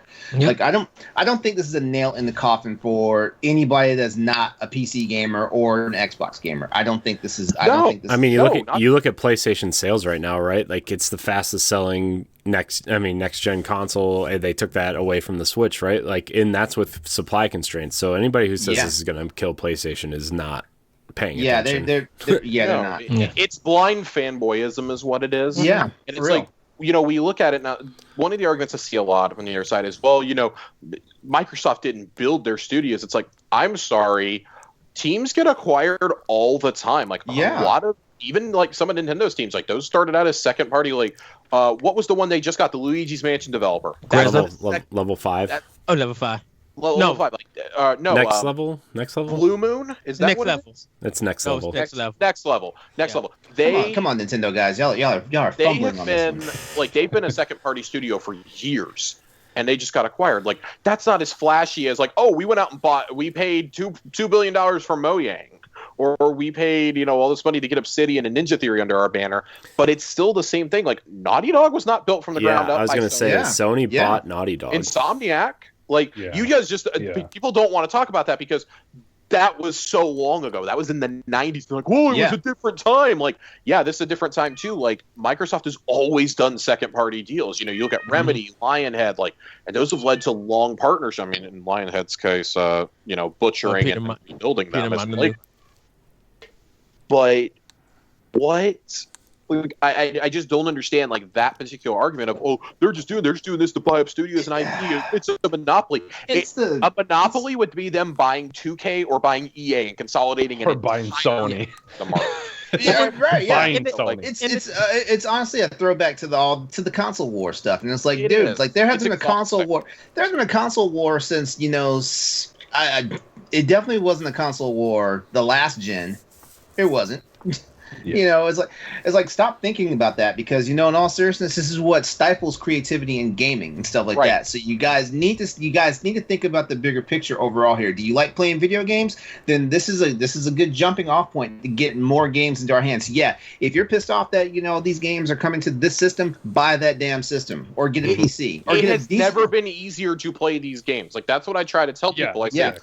Like, you look at this and I see everybody going like, it's not going to be profitable if you're going to just pay $15 for a month and pay $1 and play these games. What they don't understand is it's not every time you sign up. It's just that first time that you get it for $1. Yeah. And as you point out, they're like, unless you want to keep making throwaway profiles, not be able to keep your gamer score and your saves and everything else, they're like, this is how they get you into it. They said, but for $15 a month, you can play on a tablet. You're going to be able to play on your smart TV within the next year or so. Like, there has never been an easier way to play these exclusives. It is still being there. It's just not on your Sony branded or your Nintendo branded device. And I think, like I said, those companies are going to be fine because those companies produce their own good quality of first party titles. Yeah. And like the PlayStation Plus collection is, I mean, I know it's not a Game Pass substitute, but if you're going to argue that, like, they have something that's similar. It's baked into PS Plus. You're not paying extra. Yeah, and you see, and you know what? Give it time anyways with that. Since we're mentioning the PlayStation Plus collection, have you noticed Sony restructured how PlayStation Plus is done? Now you're actually getting games on day one, coming directly to PlayStation Plus now. Like that wasn't a thing. No, it's something like they're doing subtle things they can without having to implement a whole new program or having to raise their costs. Yeah. But that can compete with Game Pass, because let's be honest, like PlayStation Plus was giving away good games, but they weren't competing with it. No. But with the PS Plus collection and giving away, having deals with, for Bug Snacks, for the PS5 versions of Control and Maneater, putting their own game in Destruction All Stars on there, like those are good moves. The Final Fantasy VII remake is on there now. Like, Control is a great example, right? Because I noticed Control's on Game Pass. Control was also just recently given away under the Humble Choice. Control is also doing PlayStation Plus last month. Yeah, but it's on PlayStation Plus last month, but it's the complete edition. Yeah, it's not what everybody else has. Well, so and that one's a little bit of bullshit, because they want to charge you for the complete edition, and that's the only way you can get that next gen upgrade. Is if you do that. Even if you already bought the game, you can't get that upgrade without buying the complete edition. I know. But then on top of that, like, it had just been on sale, so Sony actually had to issue tons of refunds to people who had just bought it on sale, like, the week before. Yeah, because it was like $20. That happened. Yeah, that happened with that Maneater game too. But but it's funny because, like, as soon as I found out that Control the complete edition was coming out on PlayStation, I immediately uninstalled my Game Pass version of Control. Yeah. No, I mean, like, it's going to be all about where can you get that best experience, right? Yeah. And they're trying to drive, like, let's be honest, out of Microsoft, because Nintendo's doing their own thing, right? Like, and it's amazing for them. They're the market leader right now. Sony and Microsoft are very clearly trying to compete with one another. Sony has the far superior first-party lineup in terms of quality and proven experience. Microsoft is trying desperately to get back in that conversation because they haven't been a factor in a generation. Yeah. I love Sunset Overdrive. I love Quantum Break. I love Ori. Those are some of my favorite games of the generation. They're God of War, The Last of Us, and Horizon. They are not. And, like, we forget that, like, what Sony just did is it's unprecedented. The amount and consistency of the quality, Game of the Year contenders almost every single year, that doesn't happen for first-party studios. We just mentioned on last week's Crossroads show that The Last of Us is nominated for 13 different BAFTA awards, and that's along with 9 other PlayStation exclusive games that have, like, copious amounts of BAFTA Ghost award of nominations. Tsushima is up for almost as many. Yes. Yeah. And that's not counting exclusive partnerships that they've had for Final Fantasy VII Remake. Final Fantasy VII Remake, yeah, exactly. There's so many of these, and this whole move is, I think, less about we want to acquire these IPs forever, and more that we want this talent creating new and exciting IP for us. I think they're really starting to understand the Sony approach. I don't know if anybody's ever heard Herman Hulst talk about this, but he said, when they went to go make Horizon Zero Dawn, they had to, like, basically beg Sony to let them develop it because they were known for doing first-person shooters. Yeah, they were doing. I remember hearing something about that. And he said, we really had to convince them that we could do this. And he says they finally signed off, like, really trepidatiously. And then once they saw it in action, they're like, okay, we're really glad we let you do this. I get the impression you're getting the same thing with some of Obsidian's teams, with Ninja Theory's teams, and we're going to start seeing that with Bethesda now, right? Look at the guys making the guys that were making the Forza games now possibly making a game that's nothing like what they're used to. It's not even possible. Like they Yeah. made an entire second studio at Playground to specifically make RPGs, and like they had to sell that too. Like they had to sell Microsoft on, hey, we can do this. They hired a ton of the ex Lionhead devs, to give them a place. Yeah. Well. Oh man, Bethesda. Sorry, I'm putting the soapbox away. And we'll talk more. No, Josh. Josh, this was Josh. No. This was great because like I said, I missed the entire presentation that day because of work. And LeRon's secretly taking notes for Crossroads. LeRon's secretly trying to find my calendar right now for Crossroads. No, just like I love Xbox. Bethesda is, outside of Bungie, is my all-time favorite studio. Like this is. And we all have those third-party studios that we associate with, or franchises we associate with specific platforms. For me, I associate Final Fantasy as a Sony franchise, as far as I'm concerned. Yeah. And for so long, like when I was growing up, like when Final Fantasy 13 came to 360, it was shocking. When that and 11 came over, like oh my god, like I had only grown up in an era where they were on PlayStation. I was not alive when they were on Super Nintendo. And NES. Yeah, but the same way though, I've always grown up playing Bethesda on Xbox. Like they always ran better. They were always optimized. I've been there since Morrowind. I've been there since I was in the 5th grade. I've been on Bethesda with Xbox. Wow. This was just kind of like, you are a natural. child. Well, I'm a child. Is that what you said? Yeah. Well, and Josh, like what you were talking about earlier too, like if you guys do end up watching the video, of Bethesda with Microsoft, like they've literally been like practically working together since the beginning, like all the way up until now. So like the fact that but we didn't know that. We didn't know how in depth their communication with each other was. Had we known that, this acquisition would have been far less shocking. Like we would have just been like, duh. We knew it's to obvious. an extent. We knew to an extent. I think back to the Project Scorpio video, the reveal of that, and Todd is the first creator you see that's not a Microsoft dev talking about. He's, I think, maybe the only third-party developer talking in it, talking about how like it's going to help them, realize that what their ambition was for Fallout 4 originally, and they actually talk about hardware in this where. Phil says, whenever we make a new Xbox, he goes, I find myself putting it into a secure case, a secure padded case, and flying across the country and showing it just to Todd and getting his opinion, getting the thumbs up or thumbs down. He says, we get a thumbs down. He goes, we're going back to the lab and fixing it. He says, he's been one of our closest partners on technology forever. He goes, but likewise, Todd was saying how when things go wrong, and he used 76 as an example, he goes, when 76 launched and was so broken, he goes, I was on the phone with Phil constantly, like, I need your advice. How do we fix this? How do we go forward? And I think that's when those talks started. That, you know what?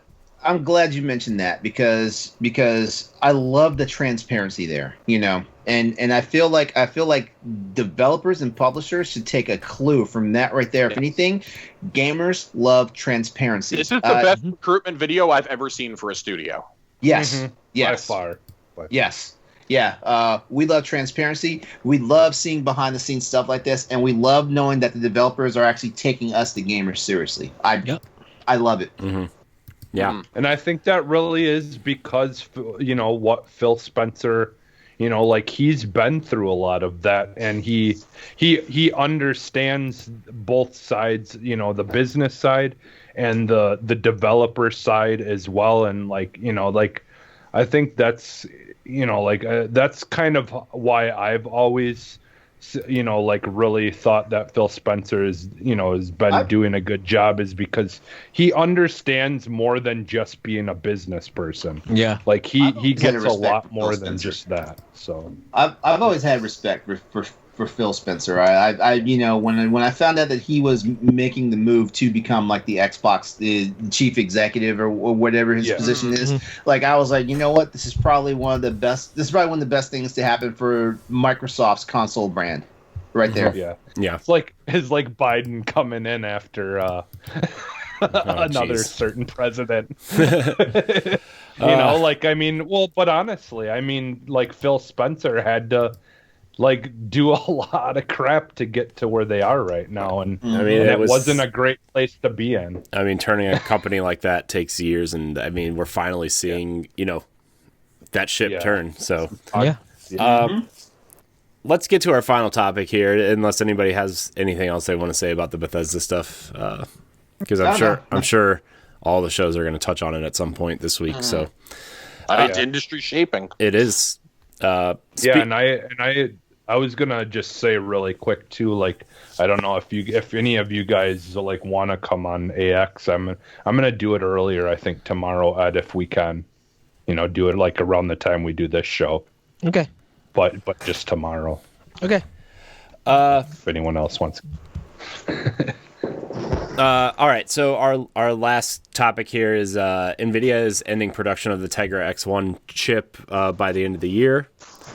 And the reason why that's important is because that is the main component of the manufacturing of the Nintendo Switch. That chip is the altered version of that chip runs the Switch. And we talked a lot about the Switch Pro last week on a few shows, and this kind of points fingers that at least some new version of the Switch is coming, whether it's a Switch Pro or not.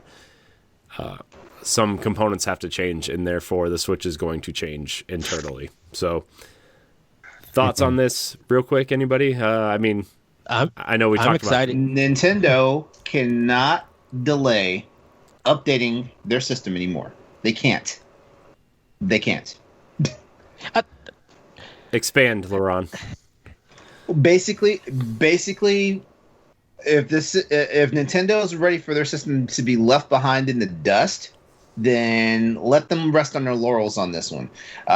Now, I will say this because I've said it before on Crossroads and stuff like that. I even mentioned it this week on our Crossroads show that the AMD chips are starting to get what's called Fidelity FX Super Resolution, which basically is going to be AMD's version of DLSS, which is what Nvidia uses now to keep a competitive edge over the competition when it comes to graphics and graphical output. Basically, it's a nice way of using AI learning and super sampling to upscale everything to 4K or approximate 4K as closely as possible. Checkerboard, almost, in a sense. Yeah, almost, yeah. Yeah, this is a third-party move. Like we've said this before. This basically is the confirmation that a Switch Pro is happening, and that Switch Pro is going to be the only model going forward, which is fine. It's probably gonna be like that in the light. I don't know, but this feels like a no-brainer move to me. For real. You do this, then you can optimize games for it. But we've already talked, like, Nintendo's probably not going to make their first-party games have to run up. There'll be a couple, like a Xenoblade Chronicles situation with the new 3DS. You'll have something like that, but I don't think that's going to be super prevalent. Like Breath of the Wild 2 is not going to be locked into the Switch Pro. Yeah. No. But if you have the Switch Pro, this game's going to run. It's like the new console argument right now. It's going to run the absolute best it possibly can. It may lag a little bit on your older consoles. This is a move to keep up with third-party support. And Nintendo, because that's exactly what Nintendo needs to be afraid of the fact that, hey, third parties may bow out at any time. Like, it's a very lucrative partnership that's going on right now between Nintendo and the third parties right now, but it was a landmine or a hellscape for them, up until recently. The cloud streaming solution is just a Band-Aid. And we know Nintendo likes to update their systems, definitely with their handhelds. I mean, everybody does.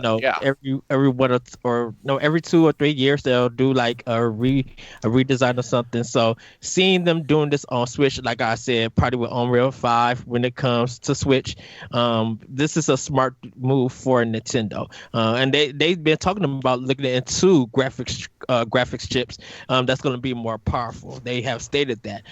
We just didn't know what they were looking at. They just now started stating that there's never been a focus on. Well, to be fair, the Switch hasn't needed it. Clearly, I mean, it sold 72 million units.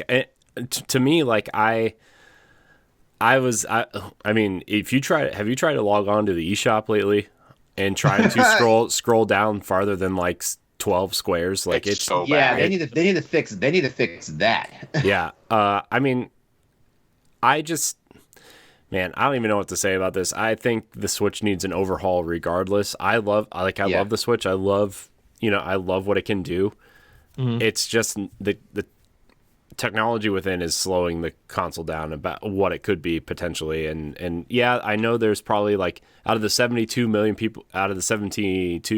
units that are out there, I'm sure about 85%, 90% of them don't care about any of this crap that we're talking about, right? Like graphical upgrades, 4K. They just want to sit and play Mario and Animal Crossing and eat chips and watch Netflix and, whatever. How is And I Netflix think- not and on I this think still? I think Nintendo has, or like their R&D team probably has been, even with COVID, probably just designing, seeing what works and building stuff and see how things are fixed. So I'm excited to see this. I thought they would announce something like later on this year, and we may see something next year. I still feel that way. Like they just announced something. Oh, go ahead, Corey. Oh, my thing is like if you want something like Metroid Prime 4, we've talked about this a lot, Ed, where like they're hiring a ton of first-person shooter devs where this might be less of a Metroid-y style game and more of along the lines of like a Halo type thing with God, please. with Metroid style puzzles in it, right? Like, dear God. like we've talked about that a lot. And if you want to get, I don't know how I feel about that. if you want to get something like Bayonetta 3 running at 60 frames a second consistently at a higher resolution, right? Like 1080 60 or something. They've got to do something, right? Because Bayonetta 2, a Wii U game on Switch, runs at 720p 60. And it looks and that's what I was in gonna TV. say. It doesn't look good. That's the problem. It does not look good. It does not look good on my 38. It does not look good on my 3840 by 2160 television. It does not look good. I mean, playing it on my Wii U, just seeing it. I'm talking about back in the day, not now. Just seeing it back in the day, it looked really good to me, impressive. Because I wasn't thinking about like 4K and stuff like that. It's just like, wow, this world looks beautiful, and the fighting was fun. I think I was into my first experience with Bayonetta 2 was on 4K television, and you know what? I was like, man, like this doesn't look any better than the PS3 Bayonetta 1 I played. I've been spoiled now by 4K 60 or 4K 120 on the Series X. I can't go back.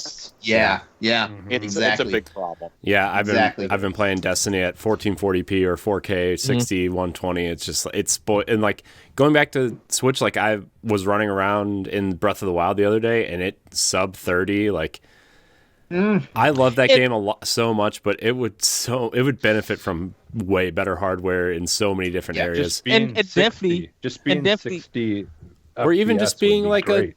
being a lot, like even being at 30 without dipping would be fine. Exactly. I was about to say, like, gamers are very forgiving because if you can get 10K, I'm sorry, 10K, 1080 30. If you can get 1080 30, like most gamers will be satisfied. And I think Breath of the Wild 2, like since it's being built up for Switch, I think they'll probably put more emphasis. I think when they get the new chip, it'll be optimized better. Yeah.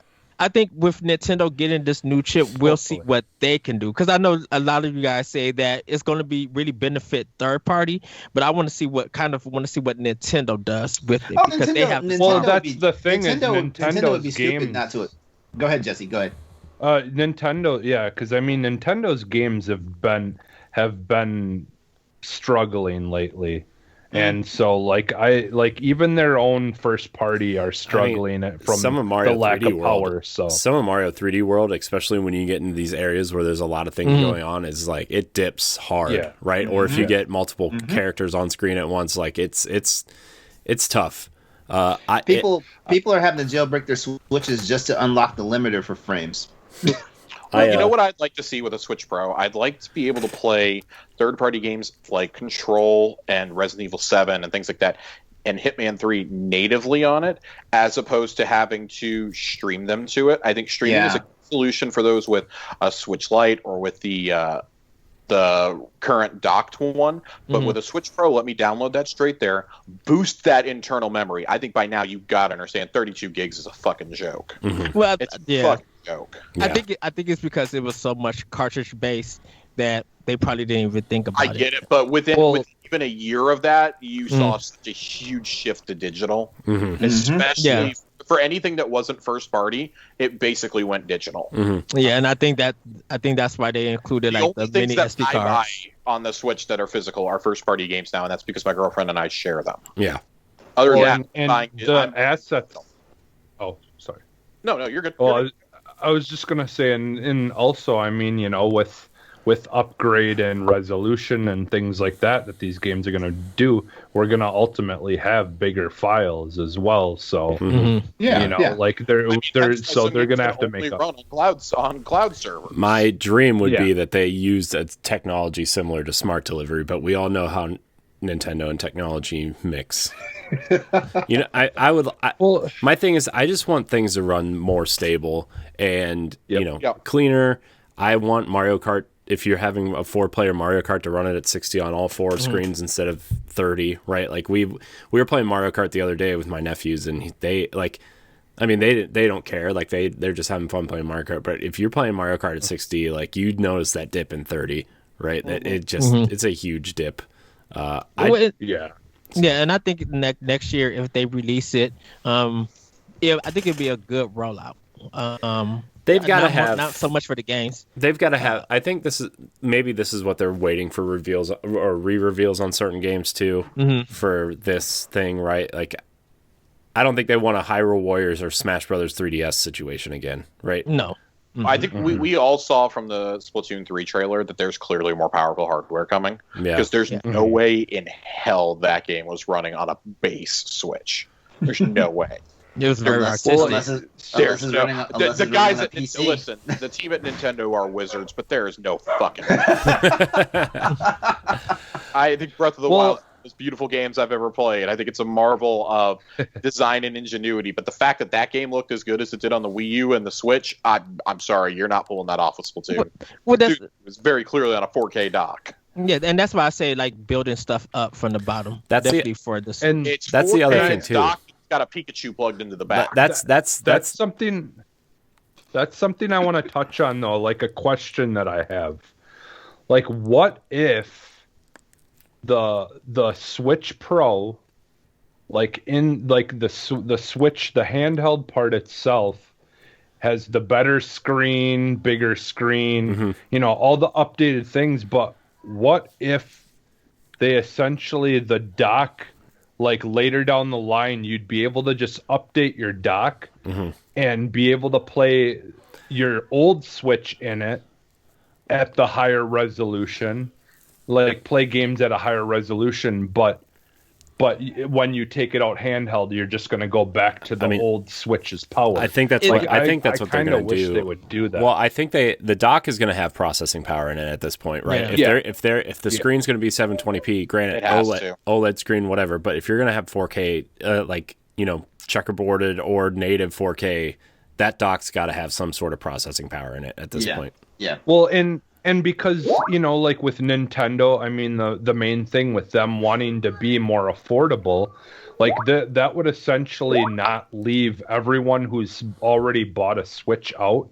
If they want to, they could just update their dock for half the price of what it would cost for the full Pro.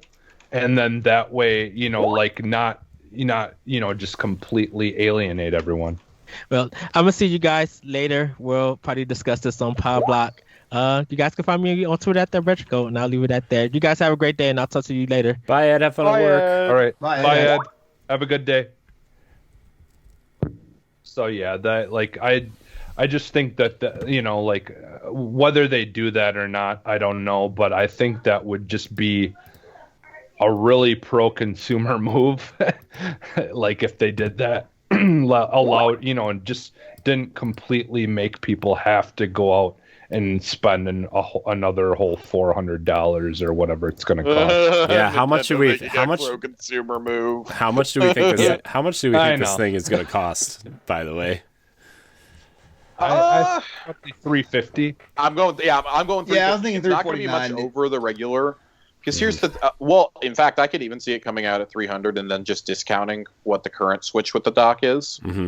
You could drop the Switch Lite to like $175, the current Switch to like $250 or $200, and then this one at $300.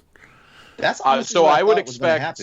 I expect Switch Lite to go to $150 docked Switch to go to 200, Switch Pro to be 300. Mm-hmm. To keep competitive. That allows them to be on par with the Series S. Mm-hmm. I'm thinking 169.99 for the Lite, 249.99 for the regular for the OG Switch, and then 300 for the new one. See, I think they would drop the OG Switch just to phase them out quicker.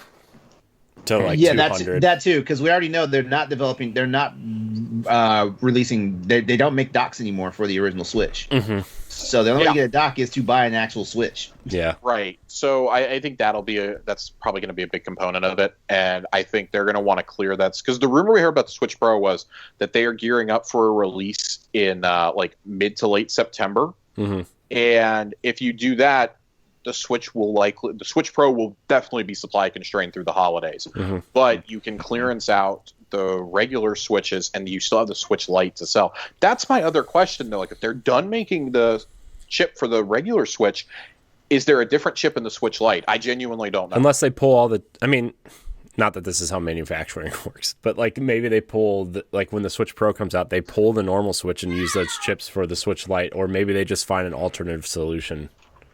Because I'm almost wondering, like, there's not a huge change in the handheld resolution for the proposed Switch Pro and the Switch Lite. Yeah. There's not a massive change in handheld. It's mainly the processing power of the dock. And there will be some internal changes. Probably get a higher frame rate, but I can't imagine that still can't work in an updated Switch Lite. Yeah, maybe they'll just quietly replace those Switch Lite chips and not really tell anybody, right? I mean, that's something Digital Foundry would probably break down once this all happens, you know? Right. Because they kind of did that with the current model of the Switch, right? Like they have some internal changes and made the battery power last longer, right? But they didn't really announce that. They just made the change quietly. Yeah, it's weird. I went to Tom's Hardware just now to see a tech analysis, and all it says is Nvidia custom Tegra processor for the Switch Lite. They don't say which Tegra processor it is. It's one. It's the one. Yeah, I'm pretty sure it's one, but it's weird. Yeah. So, I will be getting one of these. That's probably going to eliminate the PlayStation 5 for me this year. I'm not in a rush to get the Switch Pro. Yeah, but you're not a Switch guy though. Like you know what I mean? Like hold on, I am a Switch guy. No, I mean like me and Ed are the Switch guys, right? Like we play most of our games on Switch. You play on PC and PlayStation, and like Monster Hunter showed up, so I'll plug it in. The only way that I would rush to go get a Switch Pro is if it looks. I mean, I'll probably place an order no matter what. But the only way I think I would keep that order and not sell it at retail to a friend who really wants it is if it comes out and Breath of the Wild 2 just looks awful on the base Switch, or if it's running bad. That's the only way I think. Like if that game miraculously makes it out this year, which it's not, but if it miraculously did, that game's coming out next spring. They're gonna redo it's gonna be a bunch of HD ports this fall for Switch. I guarantee it. Fine with that. I'm fine with that. I mean, like that's the only time I will rush out to go get one is when Breath of the Wild is imminent. That's the other problem too. If it's just going to be a bunch of Switch ports, it's not going to facilitate a rush for me to run and buy it. Yeah, I think the first major game you're going to see for this that's going to take advantage of it is going to be that new. No, it's going to be the new Pokemon game next spring. Oh, Pokemon. Okay, yeah. I mean, you line the Switch Pro up this fall, Breath of the Pikachu, and then you have. Right, Pokemon Legends, you have Breath of the Wild 2, and you have Splatoon 3 next year, right? Plus probably Bayonetta 3 next year and Metroid Prime 4 down the line. Those are 5 games right there that I guarantee you will run better on this thing. Mm-hmm.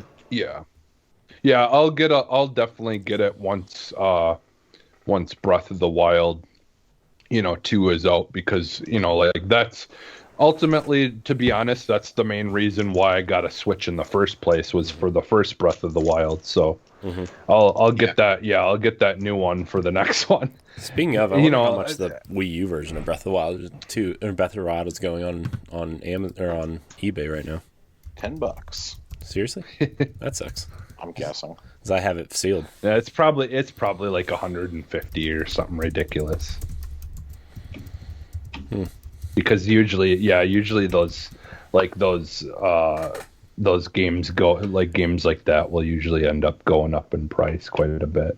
Yeah. for Nintendo. Awesome. 1950. You can buy one right now. Oh, nice. That's open Yeah. now. $50 sealed. Yeah. Great. Oh, okay. Yeah, Wasted my money.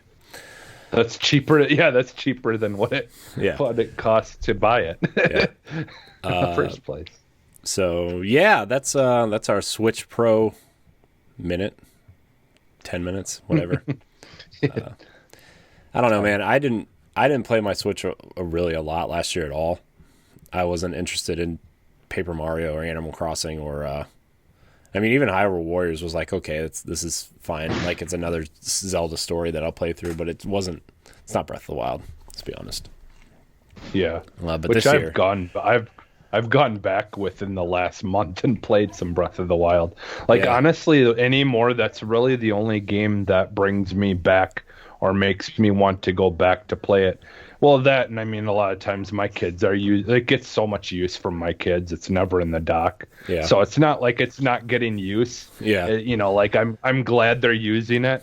Just because like with Game Pass and all that stuff, it's just so hard for me to look to my Switch because I've just got too much in front of me right now. I've played my Switch more this year with Mario 3D World than I did all of last year, which is insane. Yeah, I do want to pick that up because it looks so fun. It's the best Mario game. I don't care what anybody says. You can fight me. Yeah. You can check out our rankings episode of Pow Block on your podcast service of choice. Everybody's wrong. It's okay. All right. We do have one question, guys. It came from our Discord. You should join our Discord. It's a good time. A lot of people in there. A lot of fun people. Come have fun with us. I need to start focusing on that again. Maybe get some questions from there for AX because I want to start doing questions on AX again. Spetsnaz81 from Discord. It's quite a name. I hope I said it right. If not, well, you shouldn't have such a hard name to pronounce on Discord. A Siege fan, I'm guessing. Rainbow Six Siege. Oh, is that what that is? Yeah, that's one of the characters on Rainbow Six. Well, then I stand corrected. Thank you, Jesse. Is RPG a genre anymore, or is it just a, quote, game mechanic? I mean, it's both. I mean, there's plenty of game. Like, you look at, I mean, we were just talking about Bethesda, but you look at all those Western RPGs. Those are RPGs. Fallout's an RPG. Elder Scrolls RPG. Yeah. Like, you know, yeah, I mean, something like Horizon implements RPG mechanics, but at that point, it's just like, that's just part of the game now, you know? Like, that's just, it's to make you feel more in control, to make you have... An RPG can be anything from, you know, Elder Scrolls or Fallout to Pillars of Eternity and Divinity, you know, to an isometric, to... Final Fantasy, Dragon Age. Yeah, there's side-scroller RPGs. I mean, Project Octopath Traveler, you know? Yeah. Like, I look at... Yeah, if anything, it's just gone from a main genre to a subgenre. If anything, I wouldn't say that it's a. I don't think it's a subgenre. I think it's gone from a subgenre to a major genre. Yeah, sure. Yeah, because you have all these branches coming out of it. Yeah, Yeah. yeah. I mean, even when you're a major genre, if you're something else, you're borrowing those elements. Like Fallout's an RPG, but it's borrowing first-person shooter mechanics. Mm-hmm. Yeah. Just like Cyberpunk feels more like an FPS than it does an RPG at times. Yeah, you know, but it's still distinctly an RPG at the same time. Yeah, I mean, you even look at Assassin's Creed started out as stealth, and look at that. That's arguably an action RPG now. Yeah, I mean, you even look at something like Destiny, where like it's it's first-person shooter, but it's definitely an MMO also. Well, it's an MMORPG. That's how Bungie themselves describe it as an RPG FPS. Mm-hmm. Yeah. Yep. So, yeah, I mean, RPGs are everywhere.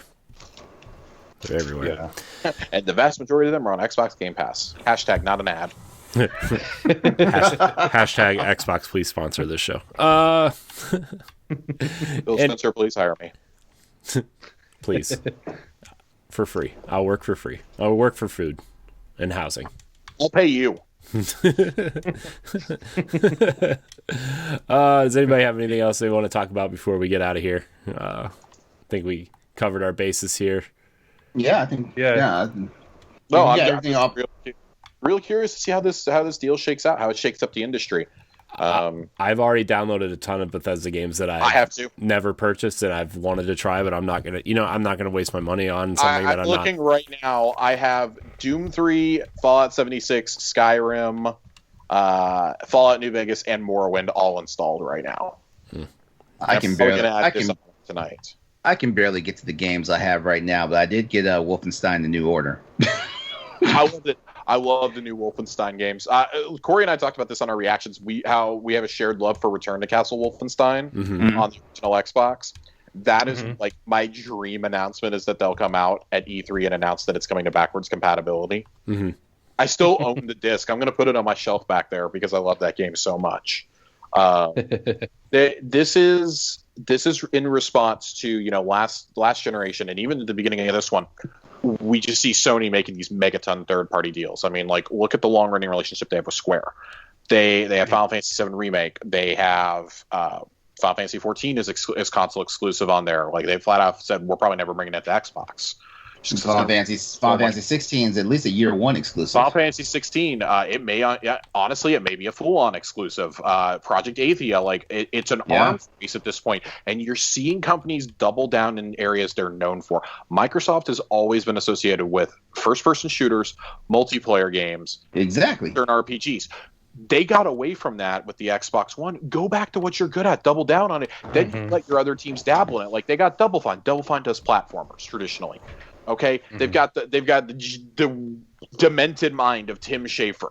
Okay, over there doing stuff. Like, let him do whatever he wants to. Grounded is a survival game. Like, these aren't things that Microsoft is good at, but they're going to let their teams do them. Like, they're developing an in-house horror game with Project Mara.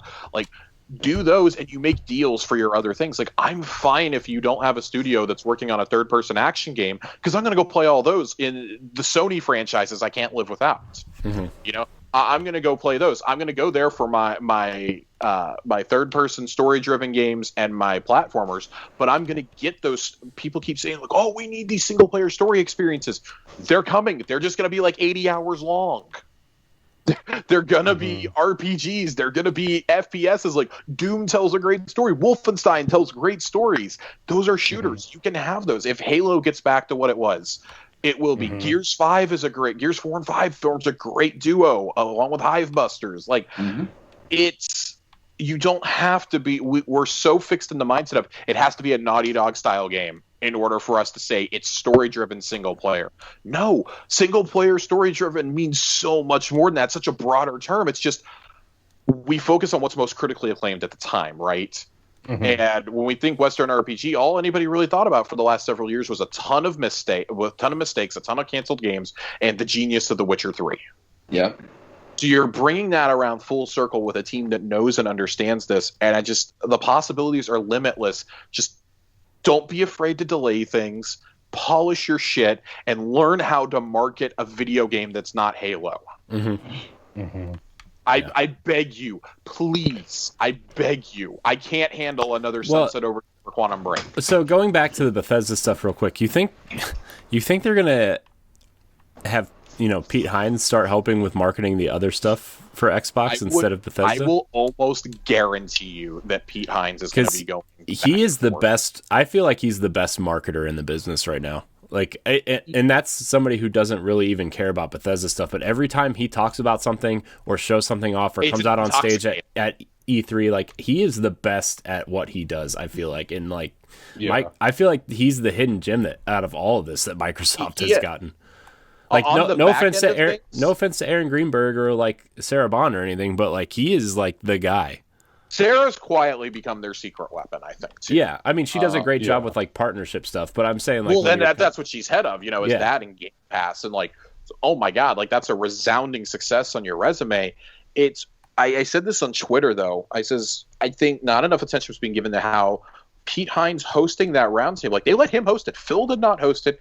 Greenberg did not host it. It was Pete who was hosting it, and it didn't at any point feel like an infomercial. Yeah. Anytime that I hear Aaron talk, it's building hype that doesn't get delivered on. It's an infomercial, etc. Like, Microsoft has this problem with their industry presentations where it feels like we're just trying to sell you shit. Like, look at how Sony has approached their press conferences. Like, hey, we're trying to be your buddy. We're trying to be your friend. Like, look at what we're bringing to you. Microsoft, it's just like, look at what you're going to fucking pay me for with a gun to your See, every time like Inside Xbox comes out, I feel like it's such a great idea. It's a great idea, right? But it's so overproduced. It's so over, like, it feels super scripted. Like, if you would just get some, like, this Bethesda thing felt really, it was the first time I watched one of these and was like, man, this is super real and super, like, I noted that. Genuine. I said, it felt like Pete wasn't reading off a teleprompter. You could tell Phil wasn't. Yeah. And it's like, it felt like it was natural and organic. It felt like old friends sitting around talking. And I think that's so important to touch on. And it's like, I was like, I would love to see one of these with the other Xbox first party studios now, like get studio updates, maybe you put that as part of like 10-15 minutes of your E3 presentation, like, hey, here's what we're working on. We're going to go in depth on a project from each of these studios today. But we want to give you a glimpse at the people who are making the things that you enjoy, because without those people, you're not doing this. Bethesda is a place that, like, they kept noting everybody who was there, who was running a studio or who was a creator, has been there 5, 10, 15, 20 years even. Now, Ashley Chang, who actually runs the studio at Bethesda, like Todd's its producer, he's the studio head, has been there since, like, Elder Scrolls Arena in 96. They were shipping games on fucking floppy disks. Like, they show that in the little retrospective at the beginning, and it's like, this is so cool. Like, it's a place that clearly you want to stay at. And it's like, I think Phil is the only person who's been at Microsoft in the last 15, 20 years who understands you don't touch that culture. Don't change it. If it's a toxic place, you change it. And like Corey and I talked about this a little bit on Thursday night, that's why I don't think they're going to acquire Techland. There's so many problems over there. Like, sure, they're a studio near bankruptcy, and I mean, they could pull a fast one on us, but the culture there is so toxic. That's the antithesis of what Phil is clearly trying to build. And Matt Booty deserves a lot of credit too, I think, for what they've done the last 3 or 4 years. Like, this is what Phil wanted to do. He resigned that we're going to lose this entire generation. We're going to lose the Xbox One gen. We're bowing out in 2016. We're not even going to try. We're going to focus on the future. And because of that, they may not be at the top or at the front in hardware sales, but they don't care. They've got 18 million people paying them every month for a game subscription service. $2.5 billion for an entire calendar year estimated without any more subs will pay for your entire first party output for the next 3 or 4 years easily with salary. That is a success story in and of itself. Not that Microsoft needs the money, but they're not burning cash now. You don't make money off the hardware. You make money off the software and off the services. And like with people having phones and everything, like, I mean, we already touched on this. I don't want to keep talking in circles, but like, you don't even have to sell hardware to sell your games now. Like, you know what I mean? It's so easy. I mean, look at LeRon. LeRon with Samsung. Yeah, like LeRon's playing on PC, right? Like, I have an Xbox Series S in my office to stream from, and I have the Series X on my TV, right? Jesse, you have a Series X. Josh, you have what? You have both, right? Josh, like, it's, we have the X and the S. I plan on checking out xCloud and playing. Honestly, I want to play on my tablet. Yeah, there's times my eyes hurt real easily. I don't want to stare at my monitor. I want to be able to look at that 10-inch screen and be like, you know what? I'm gonna hang out. I'm gonna play some Monster Train, or I want to do a run through Katana Zero or something. Like, I want to do a couple dailies in Destiny. I'm gonna play it on that little screen. I'm gonna play on my phone at some point when this browser solution pops up. Right? Like, that's a big deal. Right.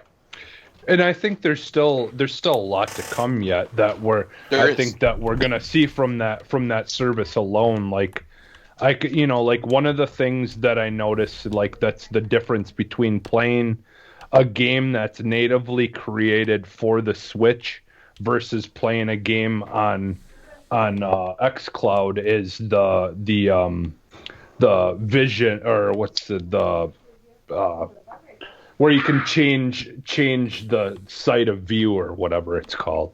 Like you can make it so it like kind of zooms in more, and so you're seeing closer from a smaller screen. Like once they can do more of that kind of stuff too, I think that will help out, because sometimes some games when you're playing on xCloud, because it is such a small screen and the camera is pulled back, to what it would be on a regular like TV screen. It can be harder to see what you're doing. But I think if they can, the field of view, that's what I'm thinking. Like if they can have a slider for that field of view for xCloud games, I think that would help out too significantly. And I think some games might already have that, but I don't know because I haven't used it honestly in a little while now. So, but yeah, I think that's the thing is it's still in such a early infancy stage of its existence that like once it becomes a much wider accepted thing, I think it's going to be completely different even than what it is right now. The one and only thing I would caution Microsoft on, not Phil, come on, I know that you and Pete are sharing this around right now at the office, is do not buy anything else. Please, for the love of God, do not buy anything else. He did mention that he still wants to figure out a first-party presence in Japan. I get like that's a little bit different. Japan is a very tricky situation with how they regulate buying and selling companies over there. That was we thought that was going to be one of the big hiccups for Bethesda was because of Tango, and I guess I'm okay with that. Like, I know, Corey, you and I speculated really quickly on Mistwalker. It's just I think you can avoid the monopolization talk for now, but if you keep buying big companies, that is like something little, like people were like, oh, if it's like a Ninja Theory or a Compulsion, go for it. And it's because people write those companies off, right? Like if they were to do Bloober, I don't think anybody would even bat an eyelash. They'd be like, okay, whatever. I mean, if it's someone like Sega, or if they're trying to go after someone like Square Enix or something. Okay, yeah, people are going to rightfully lose their shit at that point. Like I personally think the more likely thing is that they manage to do a whole bunch of third-party exclusive deals. Like I firmly believe they're trying to make a deal with Kojima for a Kojima game. Yeah. I think they're trying to make a deal with From Software, at least, like because we know they're doing the marketing for Elden Ring.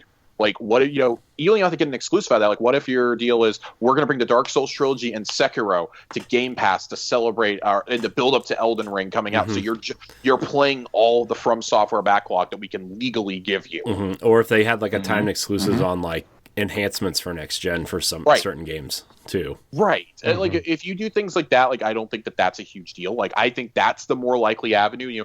Build on that relationship you're clearly developing with Square, that you're building with Sega, with the Yakuza series. You and I keep coming back to those two things. It's not on the level of the Sony partnership, but it's a hell of a lot better than it was. And I think eventually that has to result in some timed exclusives somewhere. I think a lot of Japanese companies or like Korean companies are really waiting to see how xCloud takes off over there. Yeah. They do so much on-the-go gaming. That's why the Switch is so fucking popular over there, right? Yeah. Like, is because like they don't have these massive 50-inch screen. Their houses are smaller than my entire office. In some points, right?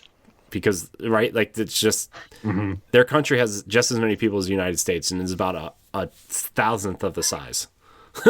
So that's all I've got. I could sit here and talk about this literally for hours. I know, and man, I know I could talk about all this all day, but we're gonna get out of here. I want to thank everybody for watching and or listening. If you're watching us live on Twitch, thank you for watching. Please follow us. If you're watching on YouTube, please subscribe. If you're listening on Apple Podcasts, please leave us a nice review. We're also on Spotify, Google, whatever they're calling their podcast app now. I don't even know at this point. We're on most major podcast apps. If we're missing one, let me know so we can get it there. Josh, where can we find you? As always, every single week, you can find me on Tower Casuals, the Destiny podcast. And you can find me on Twitter at Josh_Finn and on Twitch as at Josh_Finn. 2 N's, both places. Jesse? You can find me almost everywhere as Phantom NXS, and you can find me on Arsenal X. LeRon? All right. You can catch me on social media at Exodus803. Also, look me up on Twitch at Exodus803, where every Tuesday night at 8 p.m. Eastern Standard Time, me and a couple of my cohorts, we have the Crossroads PlayStation show. So check us out there. I'm gonna pop up on that show this week, I think. Oh yeah. Please. I was about to say please come, and then I was like, oh no, don't say that. Please make an appearance. And I'll be on Pow Block Monday night. Oh boy. With Ed and the crew. They've invited me over to play their quiz show. So I'll be there Monday night over at BossRushGamesLive.com. That's what that is where they're hosting it at, right? It's a trap. Yeah. I know it's a trap. I know. I won the last time. Yeah, I saw it, man. They did poor Celeste so wrong. I know that game. I was promised a $10 eShop card. Did you get it? No, Ed. Oh. Anyways, you can find Ed at that retro code. You can find him on Nintendo Power Block. You can find me at I am CoreyHD on Twitter, CoreyHD on Instagram. You can find me doing other things here on Boss Rush Games. Please check out our website, our revamped website. We have a writing team now, guys, so there's some things going on there. I do have to adjust some things, but it's all a work in progress. So check it out. We've got some exciting stuff coming up for you. I've only got 2 more shows left, guys, until I'm taking a sweet vacation. So that's what they call that, right? Vacation. So basically what you're saying is there will be no Boss Rush shows for you. Yeah. There'll be no Boss Rush shows going on during your hiatus. Yeah. So I'll be working on some behind the scenes stuff, honestly, because that's what I'll be able to do. And that's not true. We're gonna hold it down, and everyone's gonna and your fans and your audience are gonna miss you while you're gone. I don't have any fans. What are you talking about? Standard casuals and not standard definition. What are you talking about? What'd you say, Josh? I said I'm taking tower casuals and I'm not giving it back when you leave. So yeah. Look at me. I am the host now. Squatters. Gosh. Anyways, thank you everybody Get us out of here, Corey. so much for watching, and until next week, we love you. Goodbye. Take care. Bye. Bye-bye now.